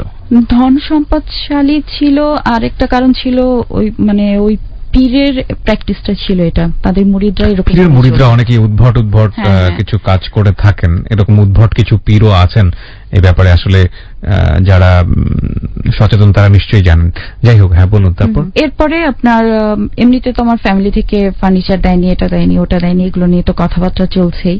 এর মাঝে আমি ঢাকায় চলে আসলাম। তো এগুলো নিয়ে আপনি জিজ্ঞেস করলেন না আপনার হাজবেন্ডকে যে এগুলো কেন হচ্ছে, তোমার এখানে স্টেপটা কি? না, সেও একই কথা বলেছে যে মানে কেন আমার ফ্যামিলি রাজি হলো না, প্রথমে কেন দিল না, আমি এমন কি বড় ফ্যামিলির মেয়ে যে যেটার জন্য তাদেরকে এত কাঠখড় পোড়াতে হলো। তো বলছে যে তোমার বাবা ইঞ্জিনিয়ার হলো, তো আমিও ইঞ্জিনিয়ার, তো তোমার বাবাকে এবার আমি দেখাবো যে মেয়ে ফিরে গেলে সেই ইঞ্জিনিয়ারের প্রেস্টিজ কোথায় থাকে। মানে সেই প্রথম থেকেই কিন্তু আমাকে এরকম করে যখন কথা বললো, ইভেন বিয়ের 5 দিনের দিন মানে কথা বাড়তে বাড়তে সে আমার গায়ে হাতও তুললো বিয়ের 5th দিনে। এবং আমার কিন্তু কোনোদিন আমি আমার ফাদার মাদারের সংসার জীবনে কখনো তাদের মধ্যে ইভেন ঝগড়াও দেখিনি, হয়তো হয়েছে বাট আমাদের সামনে কোনোদিন দেখিনি, যার ফলে আমি এটাতে একেবারেই অভ্যস্ত ছিলাম না। আমার জন্য এটা রিয়েলি শকিং যে যার জন্য মানে আমি আমার পুরো ফ্যামিলির এগেনস্টে এসে বিয়ে করলাম, সে জাস্ট একটা রিভেন্সের জন্য আমাকে বিয়ে করলো, এবং সে পুরোপুরি তার ফ্যামিলির হয়ে কথা বলছে। এমনকি বিয়ের সময় আমার যে গয়নাগাটিগুলো ছিল ওগুলো নিয়ে পর্যন্ত তারা খুব ব্যাড কমেন্ট করলো যে সস্তা গয়না। হ্যাঁ, আমার ফাদারের হয়তো এর চেয়ে বেশি অ্যাবিলিটি ছিল না, কারণ উনি অনেস্ট ছিলেন। তারপরে রিলেটিভরা এরকম কথা বললো যে হ্যাঁ, যতটা শুনলাম সেরকম তো কিছুই তারা না, জিনিসপত্র দেখে তো মনে হচ্ছে যে খুব নর্মাল, মানে মাকাল ফল এটা সেটা এরকম কথা বলা শুরু করলো। তো ঢাকায় চলে আসলাম কিন্তু মানে ততদিনে আমি মোটামুটি বুঝতে পেরে গেছি যে আমি যেটা চিন্তা করছি সেটার অপোজিটে কিছু একটা হচ্ছে। মানে যেটা চিন্তা করে সংসারটা শুরু করেছি ওটার সাথে কোনোভাবে ম্যাচ করছে না। কিন্তু আবার বাবা মার কাছে ফিরেও যাওয়া যাবে না, একটা প্রেস্টিজ যে আমি অবশেষে তো একটা কিছু করে ফেলেছি। এরপরে ঢাকায় আসলাম। ঢাকায় আসার পরে যেটা মেইন সমস্যা শুরু হলো সেটা হচ্ছে আমি যখন ভার্সিটিতে যাবো আমাকে ভার্সিটিতে যেতে দেওয়া হলো না। ঢাকায় কোথায় আসলেন? ওর বোনের সাথেও একটা মানে উপরে আমরা থাকতাম, নিচে হচ্ছে ওর বোন বাসা মিরপুরে, ওখানে এসে উঠলাম। তো তারপরে ওখানেও ফার্নিচার নেই, বাসায় সেরকম জিনিসপত্র নেই। সবাই মোটামুটি বোনও মাঝে মাঝে বলছে যে হ্যাঁ তোমার শ্বশুরবাড়ি থেকে কিছু কেন দিল না, আমাকেও বলছে যে তুমি চাও, তা আমি বলছি না, আমি কখনোই যাব না, এটা আমি কেন চাবো, আমি তো একটা স্টাবলিশ ছেলে দেখে এসেছি, তুমি তো বিয়ের আগে এটা বলো নাই। আমার কথা এটাই ছিল। আমার কথা যে আমি ওকে ইভেন এভাবে বলেছি যে দেখো গ্রামে যখন বিয়ে হয় ডিমান্ড একদম ফিক্সড করে বিয়ে হয় যে 50,000 টাকা দিবে তাহলে বিয়ে হবে বা 10,000 টাকা দিয়ে বিয়ে হবে। তুমি আমাকে এরকম বলনি কেন? তুমি আমাকে বলতাম তাহলে আমি অন্য ডিসিশন নিতাম। আমার কথা এটাই ছিল। এরপরে আপনার যেটাই হোক টর্চার দিনকে দিন বাড়তে থাকলো। আর সবচেয়ে বেশি দুঃখজনক যেটা হলো, আমি যখন পড়তে যেতে চাইলাম তখন সে সাথে সাথে আমাকে একটা অ্যান্সারই দিল যে তোমার হাজবেন্ড কয়টা লাগবে, তুমি কি নতুন করে হাজবেন্ড ধরার জন্য ইউনিভার্সিটিতে যাবা? Very very upset. অথচ এই মানুষটাই কিন্তু এই মানে সাপোর্টটা আমাকে দিবে বলেই আমাকে বিয়ে করলো। বাট এখন তার কাছে মনে হচ্ছে যে এটা মানে আমার আর কোনো দরকার নেই। তার কারণটা কি, যে শুধুমাত্র মানে আমি কেন সে বলার সাথে সাথে রাজি হলাম না বা আমার ফ্যামিলি কেন রাজি হলো না, আমরা এমন কি জিনিস। তারপর এরপরে আমি আসলে যেহেতু সে অ্যালাউ করছে না, আমি আমার ফ্যামিলির সাথেও তো যে ওটা বলতে পারছি না। আলটিমেটলি এরকম করে সংসার কন্টিনিউ করতে থাকলাম। ধরেন প্রতিটা ব্যাপারে বেশ আন্ডারস্টিমেট করা হতো আমাকে। টর্চার তো মাঝে মাঝে হতোই, দেখা যেত যে আমি তর্ক করতে গেলেই সমস্যা, হয়তো চুপ করে থাকলে বলতো কথা বলছি না কেন, বা কথা বললে বলতো কেন কথার উত্তর দিলাম, এরকম করতে করতে আমার একটা সেমিস্টার মিস হয়ে গেল। ফার্স্ট ইয়ার তো ফাইনাল দেওয়া হলো না, দ্বিতীয়ত ফার্স্ট ইয়ার ফাইনাল না দেওয়ার কারণে সেকেন্ড ইয়ারে ওঠা হলো না। তারপরে একটা সময় সে আমাকে বললো যে তোমার ইউনিভার্সিটির ভর্তিটা ক্যান্সেল করে আসো, এবং সে আমাকে নিজেই নিয়ে গেল খুলনা ইউনিভার্সিটিতে। কি চাচ্ছিল সে? ঢাকাতে ভর্তি করবে। ওকে। তো আমি গেলাম, কারণ তখন আসলে আমার আর কিছু করার ছিল না, কারণ ভার্সিটিতে অলরেডি আমার ব্যাচমেটরা আমার সিনিয়র হয়ে গেছে। প্লাস ওখানে আমি নিজেও বুঝে গেছি যে ওখানে যে পড়া আমার পক্ষে সম্ভব না, কারণ তারা এটা অ্যালাউ করবে না। তারপরে আমি আমার অ্যাডমিশন ক্যান্সেল করলাম এবং আমার সার্টিফিকেট তুলে ফেলার পরে ঢাকায় চলে আসলাম আবার। এবং আম্মুরা যখন জানলেন ব্যাপারটা, তারা ভীষণ শকড হলেন, কারণ তারা প্রথম থেকে আমার সাথে যতবারই মোবাইলে কথা হতো ততদিনে তো মোবাইল চলে এসছে, আম্মুর সাথে কথা হতো, তো দেখা যেত ওরা কেউ না কেউ সামনে বসে আছে। মানে আমি বাড়তি কোনো কথা যে বলবো ওটা আমার পক্ষে সম্ভব হতো না, যে আমি প্রবলেমে আছি বা সমস্যা হচ্ছে। আর আমিও বলতে চাইতাম না, কারণ আমার কাছে তখনও এক ধরনের আশা ছিল যে হয়তো ঠিক হয়ে যাবে, হয়তো ব্যাপারটাকে সেটেল করে ফেলতে পারবো। কারণ আমার কাছে খুব খারাপ লাগতো যে আমি আমার ফ্যামিলিকে মানে এত কষ্ট দিয়ে চলে আসলাম এখানে, এখন আমি তাদেরকে আবার কিভাবে বলি ওই ব্যাপারটা। তো এর মাঝে কথা হতো, আম্মুর সাথে আমার কথা হতো, কিন্তু ওই যে লিমিটেড কথা। এবং আম্মু বারবারই আমাকে একটা কথা বলতো যে তুমি পড়াটা কমপ্লিট করো, তুমি কেন পড়া ছেড়ে দিচ্ছ। আমি আম্মুকে ওই জিনিসটা বলতেও পারতাম না যে আমি এই কারণে ছেড়ে দিচ্ছি, কারণ বলতে গেলেই তো সব ব্যাপারগুলো চলে আসবে, আর ওটা আমি বলতেও পারবো না, স্কোপটাও ছিল না। এরপরে আপনার কিন্তু ফ্যামিলি কিন্তু বুঝতে পারছে যে অবশ্যই পজিটিভ কিছু হচ্ছে না। এর মাঝে একবার দুবার দেখা হয়েছে আম্মুর সাথে, আম্মু আমাকে আমার হাতে বা হচ্ছে কথা বলতে যেয়ে আপনার হাতে দাগ দেখে বলছে এটা দাগ কিসের, মানে মেরেছে যে কালো হয়ে আছে ওটা। তো আমি আম্মুকে বলছি আম্মু বাচ্চাদের সাথে খেলা করছিলাম, নাড়ি দিয়ে বাড়ি লেগেছে, কালো হয়ে আছে। কিন্তু সে তো মা, সে কিন্তু ঠিকই মার্ক করছে যে কিছু একটা প্রবলেম হচ্ছে। এরপরে যাই হোক, এইভাবে ধরেন মোটামুটি সময় ভালোই চলে গেল, 1 বছরের কাছাকাছি চলে গেল। আমি এখানে এসে তারপরে একটা কলেজে ডিগ্রিতে ভর্তি হলাম, নর্মাল ডিগ্রিতে ভর্তি হলাম, কিন্তু সেখানে ওরা আমাকে ক্লাস করতে যেতে দেয় না, রিক্সা ভাড়া চাইলে রিক্সা ভাড়া দেয় না, কলেজের ফি দেয় না, মানে কি যে অবস্থা। ঢাকাতে ইভেন বললে বলে যে না তুমি তোমার বাবা মার কাছ থেকে নিয়ে আসো, এটা তো তোমার বাবা মার দায়িত্ব।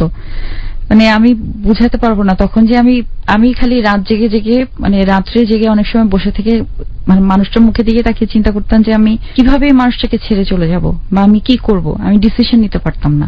এমনও অনেক সময় গেছে আমাকে বাহিরে রেখে দরজা লাগিয়ে ঘুমিয়ে গেছে, আমি সারা রাত বাহিরে, জাস্ট এটা যে টর্চার করা। বা আমার সামনে মানে আস্তে আস্তে টর্চারের লেভেলটা বাড়তে থাকলো। আমার সামনে দেখা যেত ওরা খাওয়া দাওয়া করে ফেলছে, তারপরে খাবারগুলো ফেলে দিচ্ছে, বাট আমাকে খেতে দিবে না। কারণ হচ্ছে আমি কেন চলে যাচ্ছি না, আমাকে ওরা ডিভোর্স দিয়ে দিবে। এবং সরাসরি এভাবে বলা শুরু করলো যে যেহেতু একে নিয়ে এসে কোনো কাজ হয় নাই, আমার হাজবেন্ড তার মাকে বললো যে বাসা কাজের লোক বাদ দিয়ে দাও, একে দিয়ে কাজকর্ম করাও, এর পিছনে টাকা পয়সা নষ্ট করে কোনো লাভ নেই। অথচ আমি আপনাকে তো বললাম আমার বাবা মানে আমাদেরকে কিভাবে মানুষ করেছেন, সবকিছু শিখিয়েছেন, কিন্তু মানে ওই মানুষকে হার্ট করার ব্যাপারটাই শিখাননি। তো এরপরে আমার হাজবেন্ড ওভাবে যখন বলল, আর এটা বিয়ের কতদিনের মাথায় বা কয় মাসের মাথায়? এটা ধরেন অলমোস্ট 8-9 মাস হয়ে গেছে তখন, মানে আস্তে আস্তে লেভেলটা বাড়ছে, কষ্টের লেভেলগুলো বাড়ছে। তারপরে আমার শাশুড়িও আবার উনি করতেন কি, উনি মাঝে মাঝে এসে থাকতেন, বগুড়া থেকে মাঝে মাঝে এসে থাকতেন। তো উনি অহেতুক ছেলে আসলে কান্নাকাটি করতেন, মানে কেমন যেন একটা ইমোশনাল ব্ল্যাকমেইলিং এর ব্যাপার ছিল। ছেলেও মনে করতো আমি তাকে কিছু বলেছি, মানে এই নিয়ে ঝগড়াঝাটি চিল্লাচিল্লি। তারপরে আমার তো কিছু বলার স্কোপ নেই, কারণ আমার ওখানে আমার হয়ে কথা বলার কেউ নেই। এরপরে উনি আবার মাঝে মাঝে মানে ছেলেকে আরো মানে রাগাতেন, খেপিয়ে দিতেন এটা ওটা বলে। তখন হচ্ছে এরকম একদিন মারতে মারতে আমার ঠোঁট কেটে রক্ত বের হয়ে গেল ওনার সামনে। তো পরে আমি দেখছি ওরা কেউ আমাকে হেল্প করছে না। পরে ওই অবস্থায় পরে আমি আমার শাশুড়িকে বললাম যে আপনার সামনে আপনার ছেলে আমাকে মারলো, আপনি কিছু বলেন না, আজকে যদি আমি আপনার মেয়ে হতাম। উনি সাথে বলছে আমার মেয়ে তো খালি হাতে বাবার বাড়ি থেকে আসে নাই, খালি হাতে যারা বাবার বাড়ি থেকে আসে তাদেরকে এরকমই করতে হয়। বললেন যে তোমার দেনমোহরণে 2 লাখ টাকা ধরা হয়েছে, তোমার মা বাবা তো চালাক দেখে 2 লাখ টাকা দেনমোহরণা ধরছে, আমার ছেলে ইঞ্জিনিয়ার আর তুমি একটা নর্মাল ইন্টারমিডিয়েট পাস মেয়ে, তোমার 2 লাখ টাকা কি 15,000 টাকা দেনমোহরণা হয় না? তখন আসলে মানে ওই কথাগুলো না আমার কাছে এখনো স্পষ্ট এবং একেবারে লাইভ, কারণ কথাগুলো আমার মানে মনে হতো যে না আমি তো নিজেই নিজেকে এতটা নিচে নামিয়ে ফেলেছি। কারণ আজকে যে আমার কোয়ালিফিকেশন, আমি জাস্ট ইন্টারমিডিয়েট পাস, এটার কারণ হচ্ছে আমি নিজেই দায়ী। এরকম হতে হতে হতে হতে আপনার একটা পর্যায়ে যেয়ে মাকে আমি বললাম যে মা আমাকে কিছু টাকা দাও, আমি পড়াশোনা করব, তুমি আমার জন্য কিছু টাকা পাঠাও। মাও বুঝতে পেরেছিলেন যে ওটা সমস্যাটা কোন জায়গায় হচ্ছে। তো উনি আমার জন্য একটা ব্যাংক অ্যাকাউন্ট খুলতে বললেন, আমার হাজবেন্ডকে খুলতে বলে তারপরে একটা ব্যাংক অ্যাকাউন্ট খুললো। আমি সেখানে আম্মু আমাকে 1 লাখ টাকা পাঠালো। 1 লাখ টাকা পাঠানোর পরে ওরা প্রথম ফেজেই 80,000 টাকা তুলে ফেললো। 80,000 টাকা তুলে, এবং ওখানে একটা সিস্টেম ছিল 10,000 এর উপরে তুলতে গেলে অ্যাকাউন্ট হোল্ডারকে যেতে হয়। আমি সাথে গেলাম, আমার শাশুড়ি সাথে গেল। টাকাটা উনি তুলে ওনার ব্যাগে করে নিয়ে আসলেন। তারপরে ঘরের ফার্নিচার এটা সেটা এগুলো সব কিনে ফেললেন। আমার পড়াশোনা কিন্তু খরচ থাকলো না। এরকম হয়?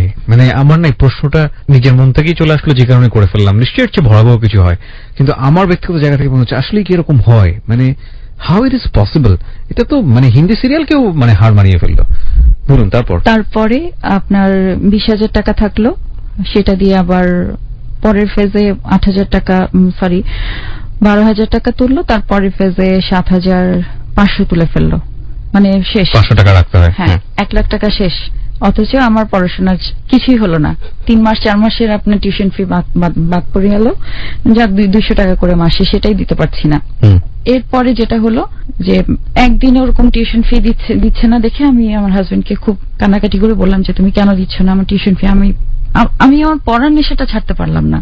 ওই ব্যাপারটা কিন্তু মাথা থেকে যাচ্ছে না। সবকিছু চলছে, সবকিছু মেনে নিতে পারছি, কিন্তু মনে হচ্ছে যে না, পড়াটা ছাড়তে পারবো না। তারপরে সে 500 টাকা দিয়ে খুব গালাগালি করে চলে গেল। আমারও খুব খারাপ লাগলো। মানে সে খুব স্ল্যাংলি বললো যে মানে আজে বাজে কাজ করে টাকা পয়সা জোগাড় করা, আমি দিতে পারবো না, সেই এরকম একটা জিনিস এখানে একটু বলি প্রিয় শ্রোতা, আপনাদের সবাইকে আমরা নোট করছি। উনি খুব পরিশীলিত ভাবে বলার চেষ্টা করছেন হাজবেন্ড এন্ড ওয়াইফের এই যে এই ধরনের কনভারসেশন, যে বাজে ভাবে রোজগার কর, এটা খুব পরিশীলিত পর্যায়ে থাকে না যখন রাগারাগি হয়ে যায়। আপনারা নিজের জায়গাটা থেকে একটু বুঝে নেওয়ার চেষ্টা করবেন যে এটা আসলে কত এক্সট্রিম লেভেলের ব্যাড রিলেশনশিপে চলে গিয়েছে। শুধু এই মেয়েটা মুভ করতে পারছে না বা সেকেন্ড থট দিতে পারছে না, এই কারণে 2-3টা রিজন। একটা হচ্ছে যে সে তখন হয়তো ভাবছে যে ঠিক হয়ে যাবে, রিকভারি করবে, এবং আরেকটা বিষয় তার কিন্তু ফ্যামিলি থেকে সে কিন্তু খুব ভালোভাবে বিদায় হয়নি। সে নিজের ইচ্ছাতেই আজকে এই ধরনের একটা সম্পর্ক বেছে নিয়েছে। সুতরাং তার জায়গাটা থেকে, এবং সে ওয়েল এডুকেটেড না, সে সময় সে তার পড়াশোনা করার কথা, সেই জায়গাটা থেকে সে খুব ইজি না। আমার তো মনে হয় সামনে এমন একটা শক্ত দেয়াল যেটাকে ভেঙে সামনের দিকে এগিয়ে যাওয়া তার জন্য খুবই খুবই খুবই দুঃসাধ্য। But this is a ultimate turning point of her life, এবং এই জায়গাটাই হচ্ছে আমাদের আজকের জীবনের গল্প, যেটা মূলত। বলুন তারপরে আমি কলেজে গেলাম, হেঁটে গেলাম, আবার হেঁটে চলে আসলাম, কাছাকাছি ছিল, ওয়াকিং ডিস্টেন্স। এরপরে আমাকে মানে আমার হাজবেন্ড বলছে যে 500 টাকাটা কোথায়, ওটা খুঁজে পাচ্ছি না। আমি বললাম আমি তো এটা নিয়ে যাইনি, আমি রেখে গেছি। সে 500 টাকার জন্য আমাকে মোটামুটি ওরা সবাই মিলে চাপাচাপি শুরু করলো যে আমি 500 টাকা চুরি করেছি। আমার ইভেন এভাবে বলছে যে আমার ফ্যামিলিতে পাঠিয়েছি। মানে খুবই অস্বস্তিকর ব্যাপার, যেখানে কিনা তাদের ফ্যামিলিতেও 500 টাকা কোনো বড় ব্যাপার না, আমার ফ্যামিলিতেও 500 টাকা অত বড়। একদমই মাইন্ডসেট।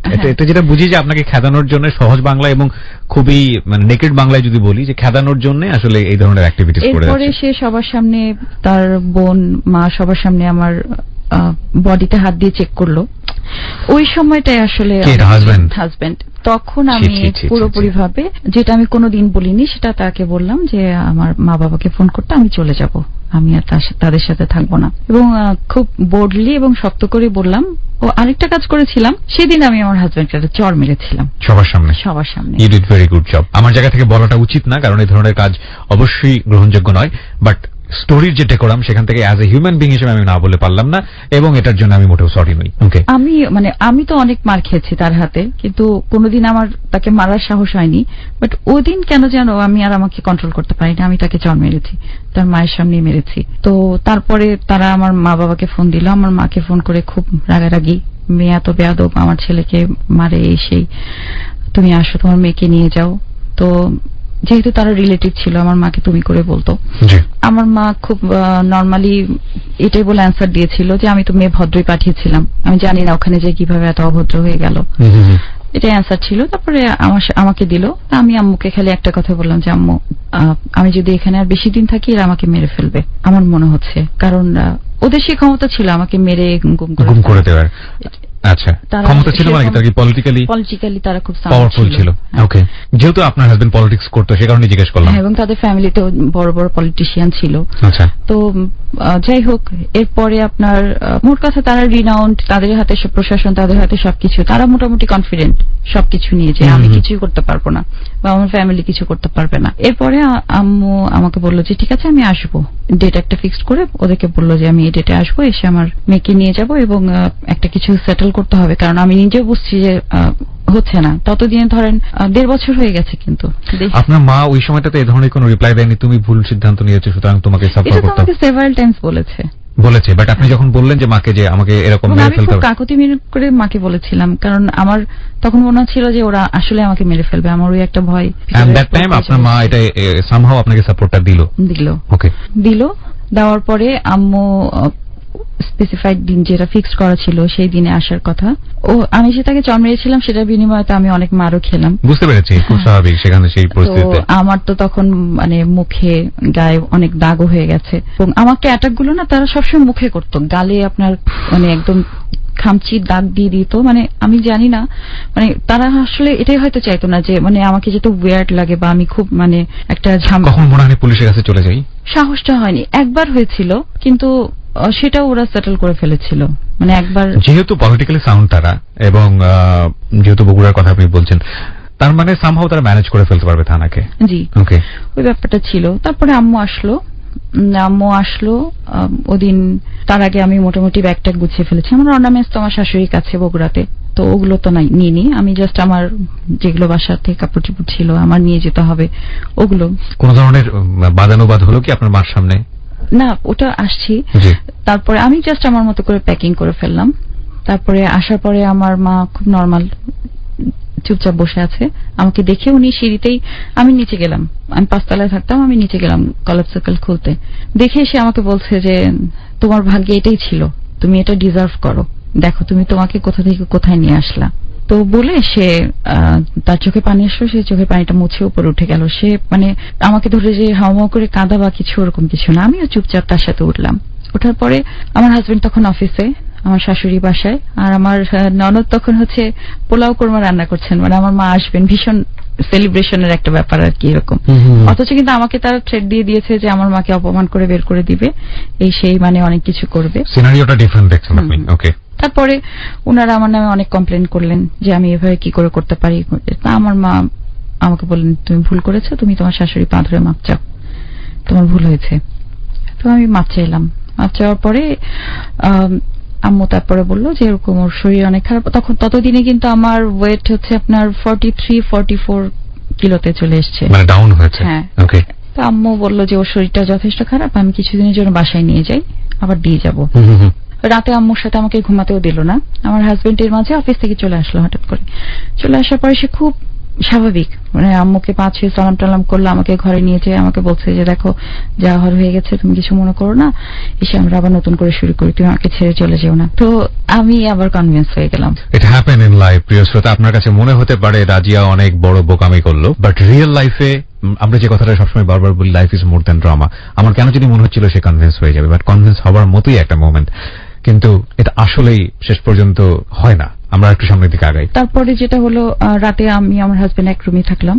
তো সে আমাকে মানে বললো যে না আমি শিওর হতে পারি। আমি বললাম ঠিক আছে আমি যাব না। বলছে না আমি কিন্তু কনভিন্স হতে পারছি না, আমি কনফার্ম হতে পারছি না, তোমার জিনিসপত্র সবগুলো তুমি মানে সে নিজের হাতে আমার ব্যাগ খুললো সব জিনিসপত্র নামানোর পরে বাসার ইউজের আপনার দুটো কাপড়, জাস্ট কিছু জিনিস আর একটা টাওয়াল দিয়ে বললো যে তোমাকে আমি জিনিস কম দিচ্ছি এই কারণে যাতে তুমি তাড়াতাড়ি চলে আসো।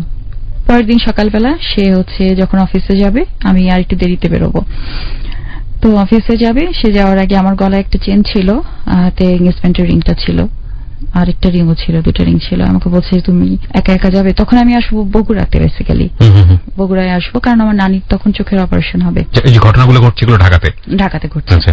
তো আমরা চলে আসবো। তো ও আমার চেনটা আমি ওর সামনে খুলে ফেললাম, যেহেতু ওর ইট যে আমরা দুজন মেয়ে যাবো, পথে কোনো সমস্যা হতে পারে। আংটিও খুলে রাখলাম। দেন ও অফিসে চলে গেল। আমি আমার শাশুড়ির কাছ থেকে বিদায় নিয়ে ছোট একটা ব্যাগে ওই সামান্য কিছু জিনিস আর আমার মা, আমরা দুজন বেরিয়ে গেলাম। বেরিয়ে যাওয়ার পরে বগুড়ায় যে ওকে ফোন দিলাম, অ্যাজ ইউজুয়াল মোবাইলে ফোন দিলাম মামুর মোবাইল থেকে। তখন সে আমাকে বলছে যে তুমি যে গেছো তুমি কিন্তু আর ব্যাক করবে না, একদম ডিরেক্টলি। হ্যাঁ, তখন আমার কাছে মনে হলো যে আমার মতো বোকা পৃথিবীতে আর কেউ নেই। আর মনে হলো যে সে কতটা মানে গরিব হলে মনের দিক থেকে সে জাস্ট হ্যাঁ, সে যদি আমাকে বলতো, যদি সে নিজে থেকেও বলতো যে তুমি খুলে রেখে যাও, আমি কিন্তু সত্যি খুলে রেখে। এই নাটকটা করার প্রয়োজনটা কি ছিল? ছিল না। জাস্ট মানে আমি যাতে কোনো সিক্রেট না করি, বা আমি যাতে সামাজিকভাবে তাকে কোনো রকম ঝামেলা না করতে পারি। কিন্তু সেই সময়টা যদি আপনি ওই সময় আপনি যদি থেকে যেতেন ওর বাসাতে, তাহলেও কি করতো? আমাকে তো সে বের করেই ফেলবে। আমাকে রাখা তো তার জন্য লস।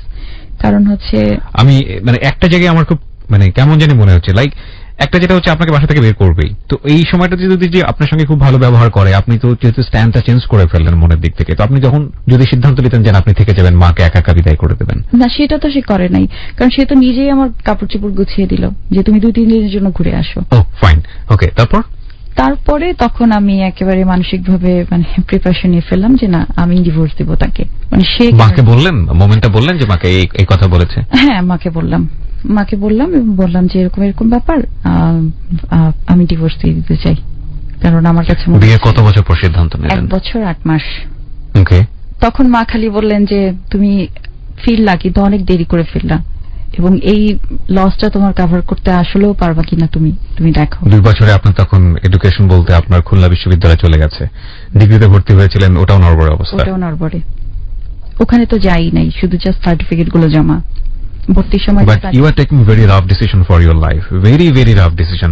এবং এটা সিদ্ধান্ত নেওয়াটা হয়তো বারবারই আমরা নিই জীবনে অনেক জটিলতার প্রেক্ষাপটে, কিন্তু সাইন করে ফেলা, মন থেকে সত্যি সত্যি ডিলিট করে দেয়া, ওই মানুষটা অবশ্যই আপনার মনের মধ্যে ছিল, নইলে আপনি রাতারাতি সিদ্ধান্ত নিতে পারতেন না যে আপনি তার সঙ্গে স্টে করবেন। কষ্ট অনেক হয়েছে, সত্যি কথা যেটা যে আমি মানে মার পাশে শুতাম, ঘুমাতাম, কিন্তু বারবার হাতে মোবাইলটা নিয়ে আমার তাকে বলতে ইচ্ছে করতো যে প্লিজ এই কাজটা হতে দিও না, আসো আমরা আবার সেটেল হই।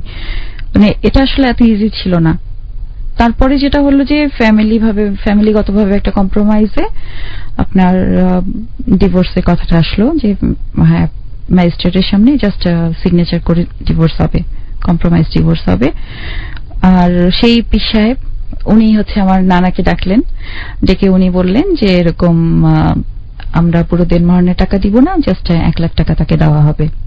তো আমি মাকে বললাম যে আমার আসলে কিছুই লাগবে না, আমার জাস্ট এই মানে রিলেশনটা থেকে আমি রিলিফ চাই। কারণ এখানে আসলে আমার মনে হচ্ছিল যে ফিলিংস বলে কিছু নেই ওখানে আর, বা কখনো ছিলই না ডিভোর্সের। তারপরে ওরা আমাদেরকে 1 লাখ টাকা দেওয়ার জন্য রাজি হলো। তাহলে মানে সেটা যেটা আর কি আমার মা দিয়েছিল সে 1 লাখ টাকা দেনমোহর দিতে পারবে না। আমি ওটাতেই রাজি হয়ে গেলাম, কারণ তখন আসলে আমার কাছে প্রায়োরিটি হচ্ছে যে এই রিলেশনটা থেকে বের হয়ে আসা। কারণ আদৌ এখানে কোনো রিলেশন ছিল কিনা সেটা নিয়ে তখন আমি ফুল কনফিউজড। তারপরে আমাদের ডিভোর্স হয়ে গেল, এবং আমি শিওর না, বাট পরে আমি শুনেছি ওই দিন রাতে ও বিয়ে করেছে। আমার ডিভোর্স হলো দুপুরে। আমি বলে দিয়েছিলাম যে আমি ওর সামনে যাব না, আমি সিগনেচার আলাদা রুমে করব। মানে আপনি কেন এটা বলেছিলেন? আমি বলেছিলাম কারণ আমি আসলে ওটা ফেস করতে পারবো না। মানে আপনি স্টিল তখন আপনি তাকে লাভ করতেন? ইয়েস। ওটা হচ্ছে আমার দিক থেকে। কতটুকু কষ্ট পেলে একটা মানুষ একজন মানুষকে ভালোবাসার পরেও নিজের জীবন থেকে সরিয়ে দিতে পারে, বলুন। তারপরে আমি আগে সিগনেচার করে দিলাম, এরপরে হচ্ছে সে সিগনেচার করলো। তো আমার শোনা কথা যে সে খুব হাসি খুশি ছিল এবং এসে খুব ফ্র্যাঙ্কলি কনফিডেন্টলি বসে সিগনেচার করে গেছে। যাই হোক, আর আমি আমার কিছু কাপড় চোপড় ছিল ওদের ওখানে, ধরেন, তো ওরা ওগুলো নিয়ে এসছিল। তো বললো যে এগুলো তার জিনিস, সেগুলো দিয়ে গেলাম। তো লক করা ছিল সবগুলো লাগেজ, 2টা লাগেজ ছিল, 2টা লাগেজ লক করা ছিল। তো বললো যে এরকম চাবি কোথায় আছে ওরা জানে না, তো ওরা দিয়ে চলে গেল। ওগুলো পরে আসলো আর কি আমার কাছে। সিগনেচার হয়ে গেল, ডিভোর্স হয়ে গেল। ইভেন তারপরে তো 2 দিন না 3 দিন থাকার পরে আমরা ওই যে সার্টিফিকেট যেটা দেয় আর কি, ওটাও নিয়ে নিলাম। তো ওরা চলে যাওয়ার পরে লাগেজগুলো বাসায় আনার পরে খুললাম, খুলে দেখলাম প্রত্যেকটা লাগেজ একদম ছিঁড়ে ছিঁড়ে কেটে কেটে দেওয়া। একটা ড্রেস, একটা কিছু, মানে আমার, মানে যেগুলো আর কি আমার পরার ছিল, যেগুলো ফ্যামিলি ভায়োলেন্স যেটাকে বলে, শুধু হাজবেন্ড না, হাজবেন্ডের সাথে যারা আছে আত্মীয়স্বজন সবাই মিলে অত্যাচার করেছে। ওটা আসলে আমি একটু অবাকই হয়েছি যে এতটা মানুষ ক্রেজি হতে পারে, যে মানে কাপড়গুলো পর্যন্ত একদম কেটে কুটে দিয়েছে, যে যাতে আমি কোনোভাবে কিছু না করতে পারি। এরপরে বগুড়া থেকে গেলাম ঢাকায় যে ওই যে কলেজে অ্যাডমিশন নিয়েছিলাম সেখান থেকে সার্টিফিকেট গুলো আবার তুললাম। সেকেন্ড বার অ্যাডমিশন ক্যান্সেল করে তারপরে চিটাগাংয়ে গেলাম। চিটাগাংয়ে যাওয়ার এর মাঝে রাতে মার সাথে কথা হতো, সবকিছু খুঁটিনাটি বলতাম, গল্প করতাম। সেই আগের রিলেশনটা আস্তে আস্তে ফিরে আসছিল, যে মার সাথে সেই ফ্রেন্ডলি রিলেশন। মা তখন আমাকে বললো যে তুমি মন খারাপ করো না, আবার সবকিছু ঠিক হয়ে যাবে। দেন চিটাগাংয়ে গেলাম, পৌঁছালাম, বাবা রিসিভ করলো। আব্বু অনেকগুলো ফুল নিয়ে আসলো এবং আমাকে রিসিভ করলো। আব্বু ফুল নিয়ে এসে রিসিভ করে বাসায় নিয়ে গেল। পরের দিন সকালবেলা, না ওই দিন রাতে খেতে বসে আব্বু আমাকে বললো যে, আব্বু সবসময় আমাদেরকে বাবু করে বলে, নাম ধরে কাউকে ডাকে না। তো আমাকে বললো যে বাবু তুমি পড়তে চাইলে পড়বে, না পড়তে চাইলে না পড়বে, জাস্ট তুমি স্থির হও, তুমি ঠিক হও। তো আমি সাথে সাথে আব্বুকে আনসার দিলাম যে না, আমি পড়াশোনা করব, আমি লেখাপড়া করতে চাই। তো তখন আমাদের চিটাগাংয়ে ছিল আপনার ইসলামিক ইউনিভার্সিটি, একটা ইউনিভার্সিটি। তখন তো আমার সেমিস্টার গ্যাপ, এখন ওখানে ছাড়া আর কোথাও অ্যাডমিশন হবে না। তো আব্বু বললেন যে ঠিক আছে, তুমি তাহলে আস্তে ধীরে ওখানে যে দেখো কোথাও ভর্তি হওয়া যায় কিনা। তখন আমার মাথায় একটা জেদ যে আমি ইঞ্জিনিয়ার হব। আরইসিতে গেলাম, যাওয়ার পরে ওখানে বাজেট টাজেট সবকিছু অ্যাডমিশন ফিটি দেখে আমার কেন যেন আবার মনে হলো যে না, কারো উপরে জেদ করে ইঞ্জিনিয়ার হওয়ার কোনো প্রয়োজন নেই। এরপরে আপনার ইসলামিক ইউনিভার্সিটি ভর্তি হওয়ার ডিসিশনটাও বন্ধ করে দিলাম। আমি আমার বাবাকে বললাম যে আমি এত টাকা পয়সা খরচ করে পড়বো না, কারণ তখন প্রায় দেখলাম 4-5 লাখ টাকার মতো লাগবে। আব্বুকে বললাম যে আব্বু আমি এত টাকা খরচ করে পড়বো না, আমার যদি টাকা লাগে এটা তুমি পরে কখনো আমার হায়ার ডিগ্রির সময় খরচ করো, আমি এখন করব না। তখন আবার ডিগ্রির জন্য, প্রাইভেটের ডিগ্রির জন্য ভর্তির জন্য গেলাম। আমি লাস্ট ব্যাচ ছিলাম ওই 3 বছরের ডিগ্রির, মানে 3 বছরের ডিগ্রি পরীক্ষা একবারই পরীক্ষা দেওয়া যায়, একটা তো সেমিস্টার সিস্টেম। তো ওটাতে ভর্তি হলাম, প্রাইভেটে ভর্তি হলাম, রেজিস্ট্রেশন করলাম। লাকিলি টাইমিংটা ম্যাচ হয়ে গেল। আমি ভর্তি হলাম নভেম্বরের দিকে, জানুয়ারিতে আব্বু স্ট্রোক করলো। জানুয়ারিতে আব্বুর সিভিয়ার হার্ট অ্যাটাক হলো, এবং তখন হচ্ছে আমাদের ফাইন্যান্সিয়াল স্ট্রেংথ অত ভালো না, গোছানো হয় নাই। আমার বোন তখন, ছোট বোনটা তখন ক্লাস 8 কি 9-এ পড়ে, এবং মানে হচ্ছে আব্বু ছাড়া আমাদের সোর্স অফ ইনকাম কিছু নেই। বাই চান্স আব্বুর যদি কিছু হয় আমাদেরকে আলটিমেটলি গ্রামে চলে যেতে হবে। মানে আমাদের তখন ওই ল্যান্ড প্রপার্টির উপরই পুরোপুরি নির্ভরশীল হতে হবে। তখন আসলে এদিকে আমি অ্যাডমিশন নিয়ে ফেলেছি, মানে আমার পরীক্ষারও বেশি দেরি নাই, জুন কি জুলাইয়ের দিকে পরীক্ষা হবে, জাস্ট হাতে 6 মাস আছে। আম্মু আমাকে বললো যে দেখো তুমি যদি বাই চান্স ফেলও করো আমি কিছু মনে করব না, কারণ এই 6 মাসে ডিগ্রি পাস করা সম্ভব না, তাও আবার আপনার বিকম। আমি কিন্তু মানে হচ্ছে সবাই আমাকে আর্টস নিতে বললো, বাট আমি আর্টস নিইনি, কারণ আমার কাছে মনে হচ্ছিল আমি আর্টস নিয়ে আসলে টাইম গ্যাপটা ফিল আপ করতে পারবো না। তখন আমার মাথায় শুধু একটা জিনিসই যে আমার যে ইয়ার লসটা হয়ে গেছে আমাকে যে করে হোক ওটা রিকভারি করতে হবে। এদিকে আব্বুর স্ট্রোকটা এত খারাপ হলো, বাট আল্লাহর অশেষ রহমতে আব্বু রিকভার করলো। ঠিক আছে। তখন আব্বুর কাছে আমরা দাঁড়ালে আব্বু কিছু বলতে পারতো না, খালি আব্বুর চোখের 2 সাইড থেকে পানি পড়ে যেত। আব্বু এত অসুস্থ ছিল, বাট আব্বু আল্লাহর রহমতে সুস্থ হলো, আস্তে আস্তে রিকভার করা শুরু করলো, কিন্তু ভীষণ টেনশন করতো। তো আমি কিন্তু তখনও কান্নাকাটি করি, মানে আমার তখন অনেক মন দুর্বল, একটু কিছু হলে আমার চোখে পানি চলে আসে। আমি একদিন আব্বুকে বাসায় বসে থাকতে আব্বুকে বললাম, আব্বু তুমি এত টেনশন কেন করো, ইনশাল্লাহ ঠিক হয়ে যাব। এবং সত্যি এর পরদিন থেকে আমি কান্নাকাটি করা মানে থামাই দিলাম মোটামুটি, কারণ আমি একটা জিনিস শিওর হলাম যে আমাকে আলটিমেটলি স্ট্রং হতে হবে, না হলে আমার ফ্যামিলি আমাকে নিয়ে টেনশন করতে থাকবে। কারণ আমি আব্বুকে কথা বলতে দেখছি, আব্বু আম্মুকে বলছিল যে আমার এই মেয়েটাকে নিয়ে আমার এত আশা ছিল, সেই মেয়েটা আজকে এত হেল্পলেস কন্ডিশনে আছে, আমি বুঝতে পারছি না যে কি করবে। ডিগ্রি প্রিপারেশন নেওয়া শুরু করলাম, কমার্স কোনোদিন পড়িনি, ডেবিট ক্রেডিট কি জিনিস, ট্রায়াল ব্যালেন্স কি জিনিস কিছু বুঝি না তখন। তো একজন টিচার আমার ফ্যামিলি পরিচিত ছিলেন, উনি আমাকে সকালে একবার এসে পড়াতেন, বিকালে এসে একবার পড়াতেন। উনি নিজেই রুল টেনে টেনে ডেবিট ক্রেডিট বুঝাতেন। পরীক্ষা দিলাম, দেওয়ার পরে 3 মাস পরে রেজাল্ট। আম্মু সকালবেলা এসে মিষ্টি খাওয়ালো, মিষ্টি খাওয়া বলতেছে, বাবু তুই পাস কর বা ফেল কর এটা নিয়ে আমার কোনো টেনশন নাই, তুই আগে মিষ্টি খেয়ে নে। এরপরে 4টার দিকে রেজাল্ট হলো এবং আমি সেকেন্ড ক্লাস পেলাম। Congratulation by the way. হ্যাঁ, মানে কিভাবে পেলাম আসলে, মানে এত কষ্ট করে পড়লাম, সেকেন্ড ক্লাস পেয়ে গেলাম। তারপরে অ্যাটলিস্ট গ্রাজুয়েশন হয়ে গেল, গ্রাজুয়েশন হয়ে গেল এবং অনেকটা অন্যান্য মানে ওই জিনিসটা গ্যাপটা ফিল আপ হয়ে গেল যে আমার ফ্রেন্ডরা যে এই সালের মধ্যে পাশ করছে আমিও ওই সালের মধ্যে অ্যাটলিস্ট আন্ডার গ্রাজুয়েট হয়ে গেলাম। এরপরে কস্ট ম্যানেজমেন্ট অ্যাকাউন্টেন্সিতে ভর্তি হলাম। ভর্তির পরে ওখানেও তখন কিন্তু আবার প্রাইভেটে ভর্তি হলাম মাস্টার্সে, পাশাপাশি 2টো ডিগ্রিতে ঢুকলাম। ইভেন কস্ট ম্যানেজমেন্ট অ্যাকাউন্টেন্সিতে যাওয়ার পরে সেখানে হচ্ছে আপনার তখন 2 বছরের মধ্যে আমার 3টা লেভেল কমপ্লিট করে ফেললাম প্রফেশনাল ডিগ্রি। যেহেতু ম্যাথসে ভালো ছিলাম, সায়েন্সে ছিলাম, ফাউন্ডেশন লেভেলগুলো খুব তাড়াতাড়ি ধরতে পারলাম। তখন আসলে চেষ্টাও করতাম ভীষণ। ওই সময় যেটা হচ্ছে আমার ইন্টারে করার দরকার ছিল সেই মানে এফোর্টটা আমি ওই সময় দিচ্ছি যে আমি পড়াশোনার ব্যাপারে, আর পাশাপাশি ব্রিটিশ কাউন্সিলে আপনার হচ্ছে ভলেন্টারি করতাম। আচ্ছা। দেন আইসিএম এ যখন আমার 1000 কমপ্লিট হয়ে গেল, মানে ধরেন আপনার 50% কমপ্লিট হয়ে গেল, তখন অনেক অল্প বয়সী বলা যায়, 24 বছর বয়সে জবে ঢুকে গেলাম। ফার্স্ট জব আমার। বিউটিফুল। জবে ঢুকে গেলাম আমাদের প্রফেশনাল লেভেলেরই। ওখানে আমাদের সিভি দিয়ে রাখলে ধরেন কোনো প্রফেশনাল কোয়ালিফাইড যদি লাগে। আইসিএম এ কোথায় করলেন, ঢাকাতে না চিটাগাং? ওকে। আমার হলের সামনে ছিল আইসিএমএবি, যে কারণেই বলছি আর কি। মহসিন হলের সামনে, ঢাকা ইউনিভার্সিটি যারা পড়াশোনা করেছেন তারা জানবেন, নীলক্ষেতের মহসিন হলের একদম ফ্রন্ট। ওকে। এরপরে আপনার ফার্স্ট জবে ঢুকলাম। ফার্স্ট জবে ঢুকার পরে জব করছি 1 বছর 2 বছর পার হয়ে গেল ওই জবটা। এর মাঝে আমি আপনার মাস্টার্স পরীক্ষা দিলাম জবের পাশাপাশি, কারণ আমার প্রাইভেটে মাস্টার্স, প্রাইভেটে আমি দিয়ে ফেললাম। মাস্টার্স এর রেজাল্ট হলো এবং রেজাল্টটা আসলো আমি ওই কলেজে ফার্স্ট হলাম, মানে চিটাগাং কমার্স কলেজে ফার্স্ট হলাম এবং বাংলাদেশে ফার্স্ট ক্লাস থার্ড হলাম। ওয়াও। এবং এটা হচ্ছে আমার, আমি জীবনে কোনোদিন ফার্স্ট হতে পারিনি। আমার মানে টপ 10-এ থাকতাম কিন্তু কোনোদিন ফার্স্ট হতে পারিনি। ওই অ্যাচিভমেন্ট আমার তখন আমার মনে হলো যে আমি ইন্টারমিডিয়েটে যে ভুলটা করেছিলাম সেটার মনে হয় আমি অবশেষে রিটার্নটা পেলাম, যে আমার হাতে মানে আমার ভিতরে যে কোনো কোয়ালিটি আছে বা আমি যে চাইলে কিছু করতে পারি সেটা আমি প্রুভ করতে পারলাম। দেন যেহেতু রেজাল্ট ভালো প্লাস আমার ওয়ার্কিং এক্সপিরিয়েন্স হয়ে গেছে 2 বছরে, আমি গভর্নমেন্ট একটা অর্গানাইজেশনের জন্য অ্যাপ্লাই করলাম। সেখানে ব্যাংকের মতো আমাদেরকে পরীক্ষা দিতে হয়, রেগুলেটরি অর্গানাইজেশন। সেখানে আমি জবে ঢুকে গেলাম এবং একটা কিছুতে কিন্তু আমার রেফারেন্সের দরকার পড়েনি, সবগুলোতে কিন্তু আমি আমার কোয়ালিফিকেশনের কারণেই গেছি।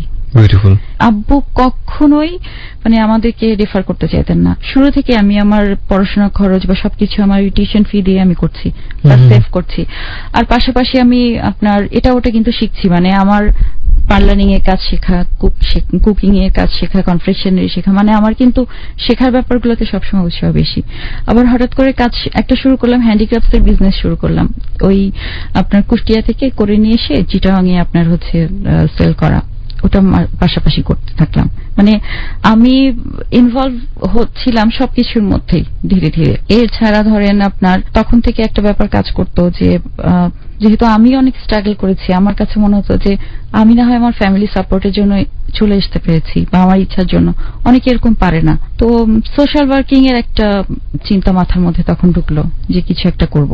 এরপরে আপনার নতুন যে জবটা, কর্পোরেশনের রেগুলেটরি বডি যে জবটা, ওই জবে কন্টিনিউ করতে থাকলাম। 2 বছর হয়ে গেল। তারপরে আমার সিনিয়র এক কলিগের উনি এসে বললেন যে উনার এক গেস্ট আমার সাথে বসবেন। আমি আবার আপনার ইন্টার্নশিপের মানে রিসার্চ এন্ড ডেভেলপমেন্টের যেহেতু সেকশনে কাজ করতেন, হ্যাঁ সেকশনে যেহেতু, তো আমার ওখানে ইন্টার্নশিপের স্টুডেন্টরা আসে, তো আমি ভেবেছিলাম যে এরকম কোনো রেফারেন্স থেকে এসছে যে দেখা করতে যাচ্ছে। তারপর উনি আসলেন, উনি আসার পরে আমাকে খুব মানে ক্যাজুয়ালি আমাকে বললেন যে এরকম উনি বেসিক্যালি আমার বিয়ের ব্যাপারে কথা বলতে চান এবং আমার কলিগ আমাকে পছন্দ করেন। উনি আমাকে, আপনি জানতেন না আগে? জানতাম না আমি, এবং রীতিমতো শকড হই, কারণ উনি কখনোই আমার দিকে ওভাবে তাকান নাই, বা মানে একটা জিনিসটি বুঝতে পারা যে হ্যাঁ সে আমাকে পছন্দ করে বা তার ভালো লাগে এরকম। মানে আপনার কলিগ সে? কলিগ সে, ওকে। সে আমার সিনিয়র কলিগ, তার ফ্রেন্ড এসে জানতো আপনার সম্পর্কে? জানতো, টুকটাক জানতো। ওকে। তারপরে আমি ওনাকে বললাম যে আমি ওনার সাথে তাহলে সামনাসামনি কথা বলবো, কারণ আমার একটা ব্যাপার ছিল যে আমি সবসময় মনে করতাম যে যদি আমি সেকেন্ড বার কারোর সাথে লাইফ শুরু করতেও যাই, আমি সবকিছু জানিয়ে করব, আমার ইনস এন্ড আউটস সবকিছু জানিয়ে করব। এরপরে আপনার আমি ওনার সাথে বসলাম, কথা বললাম এবং আমার সবকিছু বললাম। বলার পরে উনি আমাকে বললেন যে না, উনি আমার সাথে বর্তমান জীবন থেকে শুরু করতে চান, পাস্ট কিছু ওনার কাছে ফ্যাক্টর না। He was married or unmarried? Unmarried. Okay. তারপরে হচ্ছে উনি বেসিক্যালি উনিও আমাদের প্রফেশনাল লেভেলেরই, যদিও আমার সাথে অফিসিয়াল ভাবে পরিচয়, তার আগে আমাদের পরিচয় ছিল না। কি নাম ছিল ভদ্রলোকের? ওর নাম সাদিক। সাদিক, ওকে। তারপরে যেটা হলো, আমার ফ্যামিলিকে বললাম যে এরকম ব্যাপার, তো আব্বু বলল যে ঠিক আছে আমি ছেলেটার সাথে কথা বলে দেখি, কারণ আমার বোঝার দরকার আছে তার ডিসিশনটা ম্যাচিউর না ইম্যাচিউর। দেন আব্বু আম্মু আর সাদিক বসলো, একসাথে কথাবার্তা বললো, দেন আব্বু স্যাটিসফাইড। তারপরে 2 মাসে আমরা প্রেম করলাম। মানে ফ্যামিলির সম্মতিক্রমে আমরা দুজন ঘুরলাম ফিরলাম, বোঝার চেষ্টা করলাম এবং এই সময়টা ছিল আসলে রিয়েল লাভ। মানে আমি ফিল করলাম যে লাভ ব্যাপারটা, মানে ঘুরতে ফিরতে কথা বলতে কত ভালো লাগে বা কি কি ফিল হয়। কত বছর বয়সে সেটা আসলো?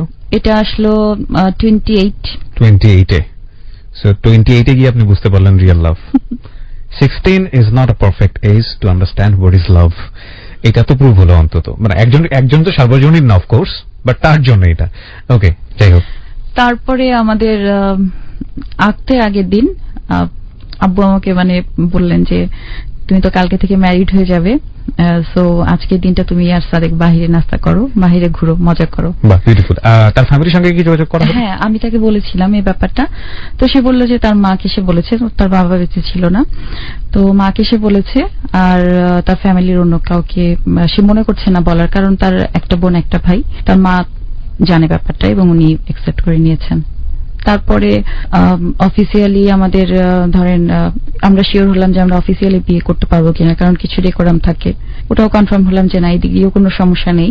দেন আমাদের বিয়ে হয়ে গেল, আমাদের সংসার জীবন শুরু হলো।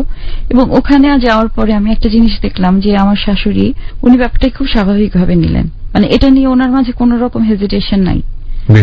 এবং আমার হাজবেন্ড সে আমাকে ফার্স্টের দিনই বলে দিল যে যদি তোমাকে কেউ কিছু জিজ্ঞেস করে এই বিষয়ে, তুমি জাস্ট বলবে যে যা বলার সাদেককে বলেন, আমি কিছু জানি না, আমি দেখব।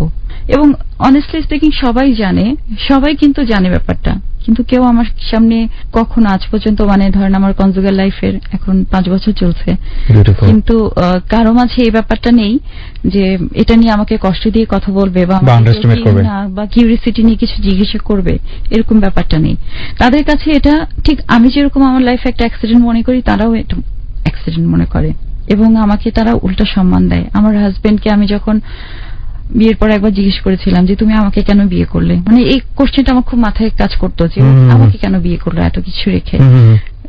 তো আমাকে শুধু অ্যান্সার দিয়েছিল, দেখো আমার কাছে মনে হয়েছে যে তুমি অনেক ম্যাচিউর এবং তুমি জানো লাইফে কি করে সেটেল ডাউন হতে হয়। সো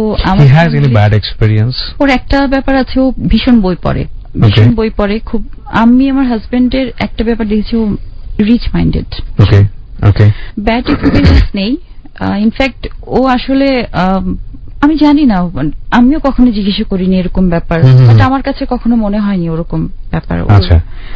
তো যাই হোক, এরপরে যেটা হলো যে আমাদের সংসার তো সুন্দরভাবে শুরু হলো, আর আমাদের মাথায় ওই ব্যাপারগুলো কাজ করতে থাকলো যে আমরা সোশ্যাল ওয়ার্ক করবো, মানে যেটা আপনার চিন্তা ভাবনা এসেছিল। হ্যাঁ, এবং আমি দেখলাম তার মাথাতেও সেটা কাজ করছে যে সেও সোশ্যাল ওয়ার্কিং এর সাইডটাতে যেতে চায়। তো আমরা 5 জন ফ্রেন্ড মিলে আমরা হচ্ছে একটা অর্গানাইজেশন করলাম, কত সালে এটা করলাম হচ্ছে আপনার 2013-এ। কি মানে মোটোটা কি ছিল, নাম কি ছিল? আমাদের হচ্ছে আমরা অর্গানাইজেশনটার নাম দিলাম হচ্ছে বাংলা রুট, এবং এটার মোটোটা ছিল হচ্ছে জাস্ট সোশ্যাল সার্ভিস। এটা এনজিও হবে, নন প্রফিটেবল অর্গানাইজেশন হবে, নন পলিটিক্যাল অর্গানাইজেশন হবে ডেফিনেটলি। এবং এখান থেকে আমরা ওমেন এম্পাওয়ারমেন্ট, চাইল্ড লেবার, তারপর এনভায়রনমেন্ট, এডুকেশন, পাবলিক হেলথ, এই সেক্টরগুলোতে কাজ করব। আর একটা বিষয় আমাদের সবার এগ্রি ছিলাম, আমরা মাইক্রো ফিন্যান্স নিয়ে আমরা কেউ কাজ করব না, টাকা পয়সার বিষয় থেকে দূরে থাকব, ওটাতে আমরা করব না। ওই বিষয়টা আমরা খুব স্ট্রিক্ট ছিলাম। আমাদের প্রত্যেকের মেন্টালিটি সেম ছিল যে মাইক্রো ফিন্যান্সটা আসলে আমাদের কাছে মনে হচ্ছিল যে এটা পাবলিক সার্ভিসের ক্ষেত্রে উল্টা আরো হ্যাম্পার করবে। এটা আমাদের ওপিনিয়ন। এর মাঝে যেটা হলো 2012-এর লাস্টে আমি কনসিভ করলাম। আমাদের বিয়ে হলো আপনার, বিয়ে কয় বছর পরে? বিয়ে হলো 2011-তে, মানে জাস্ট ইমিডিয়েট আফটার 1 ইয়ার আমি কনসিভ করলাম। কনসিভ করার পরে আমাদের ফার্স্ট বেবি, প্রথম থেকে কিছু কমপ্লিকেশন ছিল। আমি ধরেন চিটাগাং এর বেস্ট গাইনোকোলজিস্ট কি দিয়ে দেখাচ্ছিলাম, আমি ওনার নামটা মেনশন করছি না। তো উনি একজন ফুল প্রফেসর এবং ডিপার্টমেন্টাল হেড ছিলেন তখন। তো ওনার রেফারেন্সে ছিলাম, কিন্তু আমি স্যাটিসফাই হতে পারছিলাম না। কেন? উনি আমার কথা না আধা ঘন্টা, মানে 20 সেকেন্ডস উনি আমার কথা শুনতেন না, আমার প্রবলেমগুলো শুনতেন না। উনি জাস্ট প্রেসক্রাইব করে ছেড়ে দিতেন, বা জুনিয়র ডাক্তার দেখতো, ছেড়ে দিত। মানে আলটিমেটলি আমার স্যাটিসফ্যাক্টরি লেভেলে যাচ্ছিল না। তো তারপরে এইভাবে ঠিক যখন 5 মাস হলো, তখন আমার কমপ্লিকেশন গুলো আস্তে আস্তে বাড়তে থাকলো। আমরা এখানে একটা বিরতিতে যাব এবং খুব সুন্দর একটা টপিক চলে এসেছে। ডক্টরদের বিষয়ে আসলে যে কোনো কিছু যখন চলে আসে তখন আমি খুব ইন্টারেস্টেড হয়ে যাই, বিকজ এটা আমার কাছে অনেক বড় একটা নোবেল প্রফেশন। এবং আমি অনেকবারই কথাটা বলেছি রেডিওতে, যদি আমার সুযোগ থাকতো, মানে সেকেন্ড টাইম যদি আমার সুযোগ থাকে কোনোদিন, এটা তো আর এই জন্মে সম্ভব না, পরের জন্মে, এটা একটা ফ্যান্টাসি বলতে পারেন, যে পেশা হিসেবে কোনো কিছু বেছে নেয়া নিজের জায়গা থেকে, তাহলে আমি ডক্টরই হব। যেটা বলছিলাম আসলে সেটা হচ্ছে যে এই যে ডাক্তারদের, মানে যে বিষয় বলতে যাচ্ছি সেটা হচ্ছে যে আমি এরকম একজন ডাক্তারের সান্নিধ্য পেয়েছিলাম কিছুদিন আগে। আমি হাসপাতালের নামটা বলবো না। খুবই বিরক্ত হচ্ছি বাইরে বসে থাকতে থাকতে, ঘন্টার পর ঘন্টা চলে যাচ্ছে। সে রোগীদের সাথে কি করে, এতক্ষণ সে কি কথা বলে, একটা রোগী হলে সে টাইম মানে প্রচুর ব্যয় করছে। পরবর্তীতে আমি যখন ঢুকলাম আমার খুব কাছের একজন মানুষকে নিয়ে ওখানে, এবং সে খুব ছোট্ট একটা প্রেসক্রিপশন দিল, খুব ছোট্ট একটা প্রেসক্রিপশন, কিন্তু সে 10 থেকে 15 মিনিট আমাদের সাথে গল্প করলো, এবং সেটা রোগ রিলেটেডই গল্প, কিন্তু এত সুন্দর করে গল্প করলো যে ওইখানেই মনে হলো যে 80% সুস্থ হয়ে গেছে patient, which is really really important for the patient, যেটা হয়তো ডাক্তাররা, আমাদের দেশের অনেক ডাক্তাররাই করেন না। জি, আপনারা একটা এনজিও দিলেন, তারপর এবং আপনি আপনার ফিজিক্যাল যে কমপ্লিকেশন গুলো কথা বলছিলেন। তারপরে তো কমপ্লিকেশন শুরু হলো 5 মাসে প্রেগন্যান্সি টাইমে। আমি ওনাকে বারবার কমপ্লেন করতে থাকলাম যে আমার প্রবলেম হচ্ছে, একটা স্পেসিফাইড প্রবলেম নিয়ে। দেন উনি প্রবলেমটা না শুনে আমাকে কিছু টেস্ট দিয়ে দিলেন 2 দিনের জন্য। টেস্টগুলো করে 2 দিন পরে ওনার কাছে যাওয়ার জন্য। ঠিক ওই 2 দিনের মধ্যেই আমি ওয়াশরুমে গেলাম, এবং ওয়াশরুমে যাওয়ার পরে যেটা হলো যে আমার মনে হলো যে কিছু একটা বেরিয়ে আসছে। তারপরে আমি তাড়াতাড়ি করে বিছানায় চলে গেলাম এবং হসপিটালাইজড হলাম, এবং ডাক্তাররা বলল যে আমার ইউট্রাসটা ওপেন হয়ে গেছে এবং বেবিটা বেরিয়ে এসছে। তখন ডাক্তার, সেই ডাক্তার সে ছোটাছুটি করে আসলো। আসার পরে আমাকে ওটিতে নেওয়া হলো, সার্জারি করা হবে। যিনি আর কি আমাকে অ্যানেস্থেসিয়া করবেন, উনি তখনও ওনার মোবাইলে গল্প করছেন এবং ওনার অন্য কোনো একটা হয়তো অ্যানেস্থেসিয়ার রেটিং নিয়ে উনি মানে কথা বলছেন, বার্গেন করছেন। অথচ এইদিকে কিন্তু উনি আমাকে ইনজেকশন দিবেন। আমি কিন্তু বুঝতে পারছি না আমার কি অসুখ হয়েছে বা আমার কি প্রবলেম হয়েছে। আমি আমাকে নিয়ে ওয়ারিড, এবং আমি আমার বাচ্চাকে নিয়ে ওয়ারিড। ডাক্তারদের উপরে মানুষ কেন রেগে যায়, কেন রেগে যাবে না, এটাই হচ্ছে কথা। আমি বলছি না বাংলাদেশের সব ডক্টর এরকম, অনেক মহান মহান ডক্টর আছেন যারা সত্যি সত্যি অনুকরণীয়, অনুসরণীয়, কিন্তু এই ধরনের ডক্টর হলে তাদেরকে আসলে কি করতে ইচ্ছে করে আপনি চিন্তা করে দেখুন। বলুন। তারপরে যেটা হলো, সেই ডক্টর আমাকে কিছু না ইনফর্ম করে, আমি যতটুকু জানি যে আমার আগেও 1-2 বার অপারেশন হয়েছে, অ্যানেস্থেসিয়ার ডাক্তারদের কাউন্সেলিং করতে হয় পেশেন্টকে, বা 1-2টা নর্মাল কথা বলতে বলতে অ্যানেস্থেসিয়া করতে হয়। উনি যেটা করলেন, ওই বার্গেন করছেন মোবাইলে এবং আমাকে ইনজেকশন দিলেন, এবং আমি মানে ভীষণ ব্যথা পেলাম এবং সেন্সলেস হয়ে গেলাম। আমি কিন্তু জানিও না যে আমাকে কি করা হবে, কেন আনা হলো, বা ইনফর্ম করলো না। তারপরে যাই হোক, ওরা ইউট্রাসটার মুখটা সেলাই করে দেয় এবং আমাকে হচ্ছে কেবিনে শিফট করে। আমি পরে জ্ঞান আসার পরে আমি জানতে পারি। তো আমি জ্ঞান আসার পরে বারবার শুধু আমার হাজবেন্ডকে জিজ্ঞেস করছিলাম যে, কারণ আমার টেনশন ওটা যে বেবির কি অবস্থা। তো বলে যে না, তুমিও সুস্থ আছো, বাচ্চাও সুস্থ আছে, কিন্তু আমাদেরকে হসপিটালে থাকতে হবে। ওখানে আমি 22 দিন থাকি। জাস্ট আমাকে একদম স্ট্রেট শুইয়ে রাখবে, জাস্ট আমার স্যালাইন চলছে, অক্সিজেন চলছে, এদিকে হচ্ছে আপনার শুয়ে খেতে হচ্ছে, এবং আমি টোটালি বেড রোটেন, তখন আমাকে বেডেই সবকিছু করতে হচ্ছে। আলটিমেটলি ডাক্তার কল দিলেও 2 দিন 3 দিন পর ডাক্তার আসে, ডিউটি ডাক্তার আসে, বাট তারা কিন্তু আমাকে কিছুই বলছে না যে কি সমস্যা, কি ভালো। তারা শুধু বলছে যে ডেলিভারি পর্যন্ত এখানে থাকতে হবে আমাকে, বাট কেন থাকতে হবে বা কি ধরনের প্রবলেম, বাট আমার প্রবলেমটা সলভ হচ্ছে না। যাই হোক, 22 দিন পরে আমার আবার যেটা হলো যে আবার স্টিচটা খুলে গেল। ওখানে ডাক্তার যে স্টিচটা করেছে ওটা খুলে গেছে কিছুটা, এবং যেটা হলো ওয়াটার ব্লক হওয়ার পরে এখন বেবিটা ড্রেনে এসে আছে 2 দিন ধরে। আমি কিন্তু বুঝতে পারছি আমার ভীষণ কষ্ট হচ্ছে, কারণ বাচ্চাটাও যেরকম নড়ছে চড়ছে, আমারও ব্যথা হচ্ছে পেটে প্রচন্ড। আমি 2 দিন ধরে ডাক্তারকে কল দিলাম, ডাক্তার আসলো না। 3rd দিনের দিন ডাক্তার যখন আসলো, উনি না, ওনার জুনিয়র একজন ডাক্তার আসলো, এসে চেক করে বলছে যে একে তাড়াতাড়ি ওটিতে নিয়ে যাও, এর কন্ডিশন ভালো না পেশেন্টের। আমার হাজবেন্ডকে বললো, সরি, আপনার ওয়াইফকে ইমিডিয়েটলি সার্জারি করতে হবে। অথচ দেখেন, মানে আমরা কিন্তু ওখানে নক করছি, আবার এমন না যে আমরা এডুকেটেড না, যে আমরা তাদের কথাটা বুঝবো না, বা এমনও না যে ডাক্তারের রেফারেন্স আমার নেই, আমার কিন্তু সব আছে, কিন্তু তারপরেও তাদের কথা অবহেলা। আর ডিউটি ডাক্তার দিকে বললে তারা বলে যে আমরা ওনার ইনস্ট্রাকশন ছাড়া কিছুই করতে পারবো না। তারাও একটা ক্ষেত্রে বাউন্ড, তারা কিছু করতে পারছে না। এরপরে আমার হচ্ছে ডাক্তাররা চেক করে দেখলো যে বেবি হচ্ছে পেটের মধ্যেই বাথরুম করে দিয়েছে, এবং সে কিন্তু 2 দিন ধরে কষ্ট পাচ্ছে পানি ছাড়া। আমার হাজবেন্ড ওকে হার্ট নাট বলতো, কারণ হচ্ছে আমার হাজবেন্ডের বিশ্বাস ছিল যে, ও বলতো যে তোমার মতো সাহসীও, মানে ও সহজে হেরে যাবে না। তারপরে ডাক্তার যেটা করলেন, আমাকে হচ্ছে এসে ওই সিনিয়র ডাক্তার যিনি আর কি স্টিচ করেছিলেন, উনি এসে আপনার স্টিচ কাটলেন, কিন্তু আমাকে কিন্তু বলছে না কি করবে, কি হবে, বা কেন এরকম করছে। আমি স্বাভাবিকভাবে কোঅপারেট করছি না, কারণ তখন কিন্তু আমাকে অ্যানেস্থেসিয়া করে নাই, অ্যানেস্থেসিয়া ছাড়া করছে। তারপরে ওটা করলেন, করে উনি ঘুমের ওষুধ দিয়ে চলে গেলেন। বাট আমার তখন পেটে প্রচন্ড ব্যথা, না তখনও আছে ডেলিভারি পেইন তখন আমার, বাট উনি আমাকে ঘুমের ওষুধ দিয়ে চলে গেলেন, বাট আমি ঘুমাতে পারছি না। এরপরে যেটা হলো যে রাত 2টার সময় আমার মানে ডেলিভারি টাইম হয়ে গেল, এবং 5 মাসের বেবি না, তখন ওর হচ্ছে 6 মাস হয়ে গেছে। 6 মাস হয়ে গেছে। তো আপনার ডেলিভারি পেইন উঠে গেল, সিস্টাররা ডাক্তারকে কল করছে, ডাক্তার আসছেন না, উনি ওটি করছেন।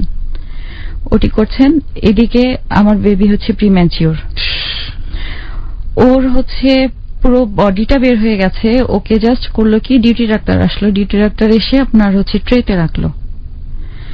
আমার মেয়েটা আমার যখন আমার সামনে ওকে বের করলো, আমরা কিন্তু আমার প্রেগনেন্সি টাইমে কখনো এক্সপেক্ট করি না, মানে আমাদের মধ্যে ওরকম ব্যাপার ছিল না যে ছেলে চাই বা ছেলে হতে হবে। আমি যখন দিদি আমার হাজবেন্ডকে বলতাম যে আমাদের কি বাবু লাগবে বলো তো, তখন ও সবসময় বলতো বাচ্চা তো বাচ্চাই, ছেলে আর কি মেয়ে কি, বাবু হলেই হবে। তো সেখানে মানে আমাদের মধ্যে কিন্তু ইভেন একদিন ও ফজরের নামাজ পড়ে উঠে হঠাৎ করে আমাকে বললো যে তোমার কিন্তু একটা মেয়ে হবে, আমার মনে হচ্ছে তোমার মেয়ে হবে, এবং আমার মেয়ে হলে আমার আর কোনো টেনশন নেই, আমার মেয়ে আমাকে দেখবে, তখন আর তোমাকে লাগবে না। খুব মজা করে এটা বলে চলে গেল। ওকে যখন বের করলো এবং সিস্টার বললো যে একটা মেয়ে হয়েছে, আমার তখন জাস্ট ওই কথাগুলো মাথায় আসলো যে আমার হাজবেন্ডের কথা। কিন্তু আমি দেখতে পাচ্ছি যে ওর নিঃশ্বাসে ভীষণ কষ্ট হচ্ছে। আমি ডিউটি ডাক্তারকে বললাম যে আপনারা ইনকিউবেটর আনেন, ওকে অক্সিজেন দেন, ও নিঃশ্বাস নিতে কষ্ট হচ্ছে। উনি আমাকে বলছেন ডাক্তারের ইনস্ট্রাকশন ছাড়া আমি কিছু করতে পারবো না, আপনি ধৈর্য ধরেন। আমার মেয়েটা মানে পুরো নীল হয়ে গেল, হাত পা কুকড়ে একদম নীল হয়ে গেল আমার পাশে। কিন্তু দেখেন আমি দেখছি, কিন্তু আমি কিছু করতে পারছি না। আমি ওদিকে, ওরা তো আমাকে ড্রেসিং করছে, আমি বারবার করে ডাক্তারকে বলছি যে প্লিজ কিছু একটা করেন। ও সিস্টার আর ডাক্তারদের এই মানে হচ্ছে কনভারসেশনের মাঝখানে আমার চোখের সামনে আমার মেয়েটা মারা গেল।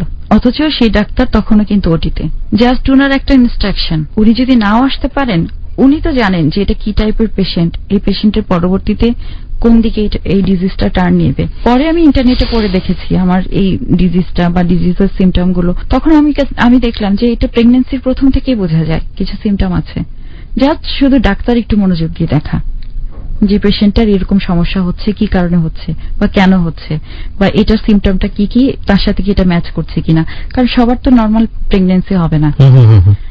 বাট আমার বাচ্চাটা টোটালি ডাক্তারের গাফিলতির কারণে মারা গেল, আরেকটা সময় মারা গেল। আমি এখন ওরা আমাকে বললো যে আপনাদের যেসব রিচুয়াল প্র্যাকটিস আছে ওগুলো করতে হবে, বাচ্চাকে নিয়ে যান, আমরা সার্টিফিকেট, ডেথ সার্টিফিকেট দিয়ে দিচ্ছি। তখন তো স্বাভাবিক, আমিও স্বাভাবিক পর্যায়ে নেই, আমার হাজবেন্ডও স্বাভাবিক পর্যায়ে নেই, আমাদের ফ্যামিলির প্রত্যেকের তখন, কারণ 22 দিন ধরে আমি এমনি হসপিটালাইজড, আমার অক্সিজেন চলছিল, স্যালাইন চলছিল।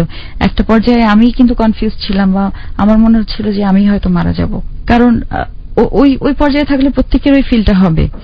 তো সেখানে ওই সময় আমাকে ওরা ক্যাবিনে শিফট করলো, আর বাবুকে আমার সাথে আরেকটা ইয়াতে দিল। দেওয়ার পরে আপনার হচ্ছে আমার হাজবেন্ডকে ডেথ সার্টিফিকেট দিয়ে দিল। পরের দিন আমরা সকালবেলা ফজরের ওয়াক্তের পরে ওর কবর হলো, জানাজা হয়ে কবর হলো। কবর হওয়ার পরে আমাদের মেয়ের নাম রাখলাম আমি সাদিকা আহমেদ। সাদিকা মানে আমি ঠিক করে রেখেছিলাম, সাদিকা নামের অর্থ হচ্ছে প্রান্তর, যেখানে আর কি আপনার একটা মিলন আর কি, যেখানে আপনার ভেদাভেদ থাকবে না, আকাশ মাটির সাথে মিলে যাবে, প্রান্তর। তো সাদিকার নামটা ফিক্সড করা হলো, ওকে কবর দেওয়া হলো। আমি তখনও তো অসুস্থ, হসপিটালাইজড। এরপরে আমাকে বাসায় নিয়ে যাওয়া হলো, বাসায় বেডে শুয়ে, আমার তখন খুব খারাপ অবস্থা।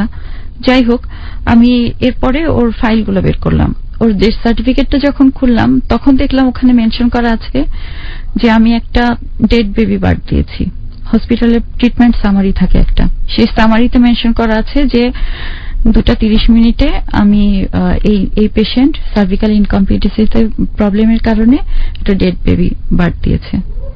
তখন আমার কাছে মনে হলো যে এর চেয়ে বড় মানে শকিং আর কিছু হয় না। আমি আমার হাজবেন্ডকে দেখে বললাম, তুমি একটাবার ডেথ সার্টিফিকেটটা চেক করোনি?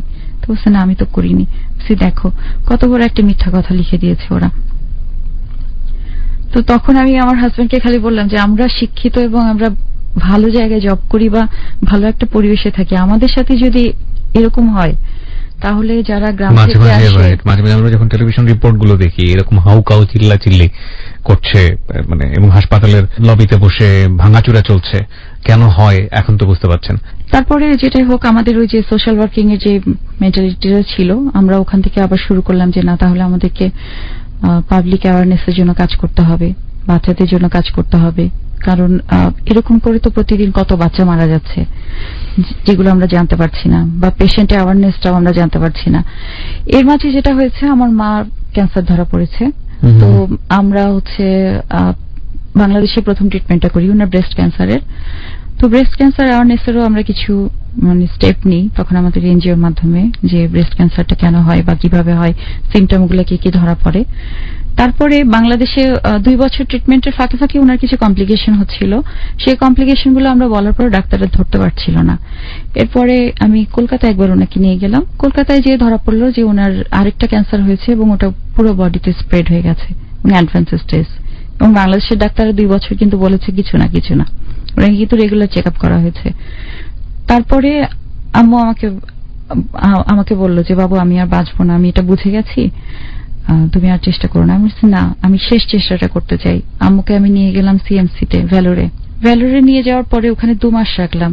ওখানে আমি দেখলাম মানে পেশেন্টের জন্য ডাক্তাররা কিভাবে কাজ করে। সকাল 6টা থেকে শুরু করবে, ফুল টিম, কয়েকটা ডিপার্টমেন্ট মিলে, এবং আপনাকে ততক্ষণ পর্যন্ত ওরা বাঁচানোর চেষ্টা করবে যতক্ষণ পর্যন্ত শিওর না হবে যে না আর কিছু করার নেই, ততক্ষণ পর্যন্ত। এবং যে পেশেন্টকে বাংলাদেশে ডাক্তাররাও একসময় বলেছে যে হার্ডলি 2 মাস বাঁচবে, কলকাতার ডাক্তাররাও বলেছে সেই পেশেন্ট এখনো পর্যন্ত 3 বছর চলছে, বেঁচে আছে ওদের চেষ্টা। মাশাআল্লাহ, তাওয়াক্কাল তো আল্লাহ, আল্লাহ চাইলে সবকিছু সম্ভব। তো এইগুলো থেকে আসলে আমাদের বাংলা রুটটার কাজ শুরু করা, কারণ আমরা করতে চাই পাবলিক অ্যাওয়ারনেসটা, কারণ আমরা যতক্ষণ পর্যন্ত আমাদের হেলথের জন্য সচেতন না হব। এরপরেও তো আপনি কনসেপ্ট করেছিলেন বোধহয়, তাই? হ্যাঁ, কনসেপ্ট করেছি, কিন্তু আপনার সেটা কমপ্লিকেশনের জন্য হয়নি। এখন রেজাল্টটা কি, মানে এখন আপনার জায়গা থেকে কি মানে সম্ভব? আসলে এটা টোটালি মিরাকল, সম্ভব, মানে মেডিকেল সায়েন্স থেকে নট পসিবল, যদি হয় তাহলে মিরাকল হতে হবে। আপনার হাজবেন্ড বিষয়টাকে কিভাবে দেখে? ও খুব পজিটিভ, ও খুবই পজিটিভ এই বিষয়টাতে। কারণ ও আমাকে সবসময় বলে যে দেখো, লাইফের ব্যাপারটা এটাই না যে শুধু জন্মগ্রহণ করা, কারোর সাথে লাইফ সেটেল করা, দেন মানে বাচ্চার কনসেপ্ট করা, জন্ম দেওয়া, সেলফ কনসার্ন না হয়ে সবার জন্য চিন্তা করাটা সবাই পারে না। ও আমাকে ভীষণ কাউন্সিলিং করে এই বিষয়টাতে। Truly gentleman, I really salute you. আপনি অনুষ্ঠানটা যদি শুনে থাকেন, সেটা হচ্ছে আমরা এই যে লাখ লাখ শ্রোতা যারা শুনছি, তারা সবাই আপনার জন্য দোয়া করব, এবং এই দোয়া করব এই জন্যে যে ট্রুলি ম্যান বলতে যেটা আমরা বুঝি, সেই সেন্সটা যেন আপনার মতো অনেক মানুষের মধ্যেই আসে। কজ বাচ্চা হচ্ছে না, এটা আমাদের সোসাইটিতে ডিভোর্স হয়ে যাওয়ার জন্য এনাফ রিজন। এবং আপনি যেই ধরনের লাইফ থেকে এসছেন, আপনার পাস্ট লাইফ যদি বলি, সেখান থেকে এসে আপনার প্রেজেন্ট লাইফ পুরোপুরি তো একেবারেই উল্টে গেছে, তাই না? এবং এটা তো অবশ্যই আপনি একটা রিচুয়াল স্ট্যাটাস মেইনটেইন করেন। আপনাকে দেখে যেটা মনে হচ্ছে, আপনার ছবি বা দেখলে সেটা মনে হয় এটা আপনার ফ্যামিলি থেকেই করা। অলওয়েজ আপনি সেটা করতেন খুব ছোটবেলা থেকে, এটা মেইনটেইন। আর বেশি শুরু করেছি আমার মেয়ে মারা যাওয়ার পর থেকে। কারণ ওর মারা যাওয়ার পর থেকে আমার কাছে মনে হয়েছে আসলে লাইফে সমীকরণটাই ওটা, যে আপনাকে একেবারে শূন্য হাতে ফিরে যেতে হবে। Now you are completely happy women, এবং আপনি আপনার জায়গা থেকে একটা এনজিও করছেন, সোশ্যাল ওয়ার্ক করছেন, জব করছেন, আপনার হাজবেন্ডও একই জব করছে। You guys earn lot of money, আলহামদুলিল্লাহ। এবং আপনাদের লাইফে এখন পিসফুল একটা এনভায়রনমেন্ট বিরাজ করছে। এবং আমরা পুরোপুরি আমাদের ইনকাম থেকে শুরু করে যতটুকু সম্ভব হয় আমরা পাবলিক, মানে এই আপনার ছোট বাচ্চাদের জন্য বা এই সোশ্যাল ওয়ার্কগুলোর জন্য আমরা কন্ট্রিবিউট করি। ইভেন আমরা দুজন আমাদের সবকিছু কিন্তু এই অর্গানাইজেশনের জন্যই, মানে আমাদের অ্যাবসেন্সে পুরোটাই আমাদের অর্গানাইজেশনে থাকবে। আপনি কেন আপনার এই জীবনের গল্পটা আজকে এই হ্যালো ইট 920 তে বলতে আসলেন? এটা যদি এক কথায় বলতে চাই, আসলে আমি মনে করি মানুষের হেরে যাওয়াটা হচ্ছে সবচেয়ে বড় পরাজয়, যে আপনি জীবনের কাছে হেরে গেলেন। আমি চাই না যে মানে যে পরিস্থিতি থাকুক না কেন, তাকে সার্ভাইভ করার চেষ্টা করতে হবে। এই কারণে আমার আশা। So this is the ultimate lesson of this story. আমরা এই জন্যই বলেছিলাম যে একটু মনোযোগ দিয়ে শুনুন। প্রিয় শ্রোতা, আমরা বারবারই একটা কথা বলি যে একটা জীবনের গল্প যদি আপনার জীবনের মোটোটাকে চেঞ্জ করতে পারে। আমরা জানি অনেক কষ্ট করে অনেক মানুষ এই অনুষ্ঠানটি শোনেন, গ্রামে গঞ্জে, শহরে, আনাচে কানাচে, বিভিন্ন জায়গায় এই অনুষ্ঠানটি অনেকে শোনেন। অনেকের জীবনেই বিভিন্ন রকমের কষ্ট আছে, কিন্তু শ্বাস যতক্ষণ আছে ততক্ষণ যুদ্ধ করে যেতে হবে, এটাই হচ্ছে জীবন। আর বাকিটুকু ওই যে উপরওয়ালার উপরে ছেড়ে দিন, তিনি নিশ্চয়ই আমাদেরকে দেখছেন।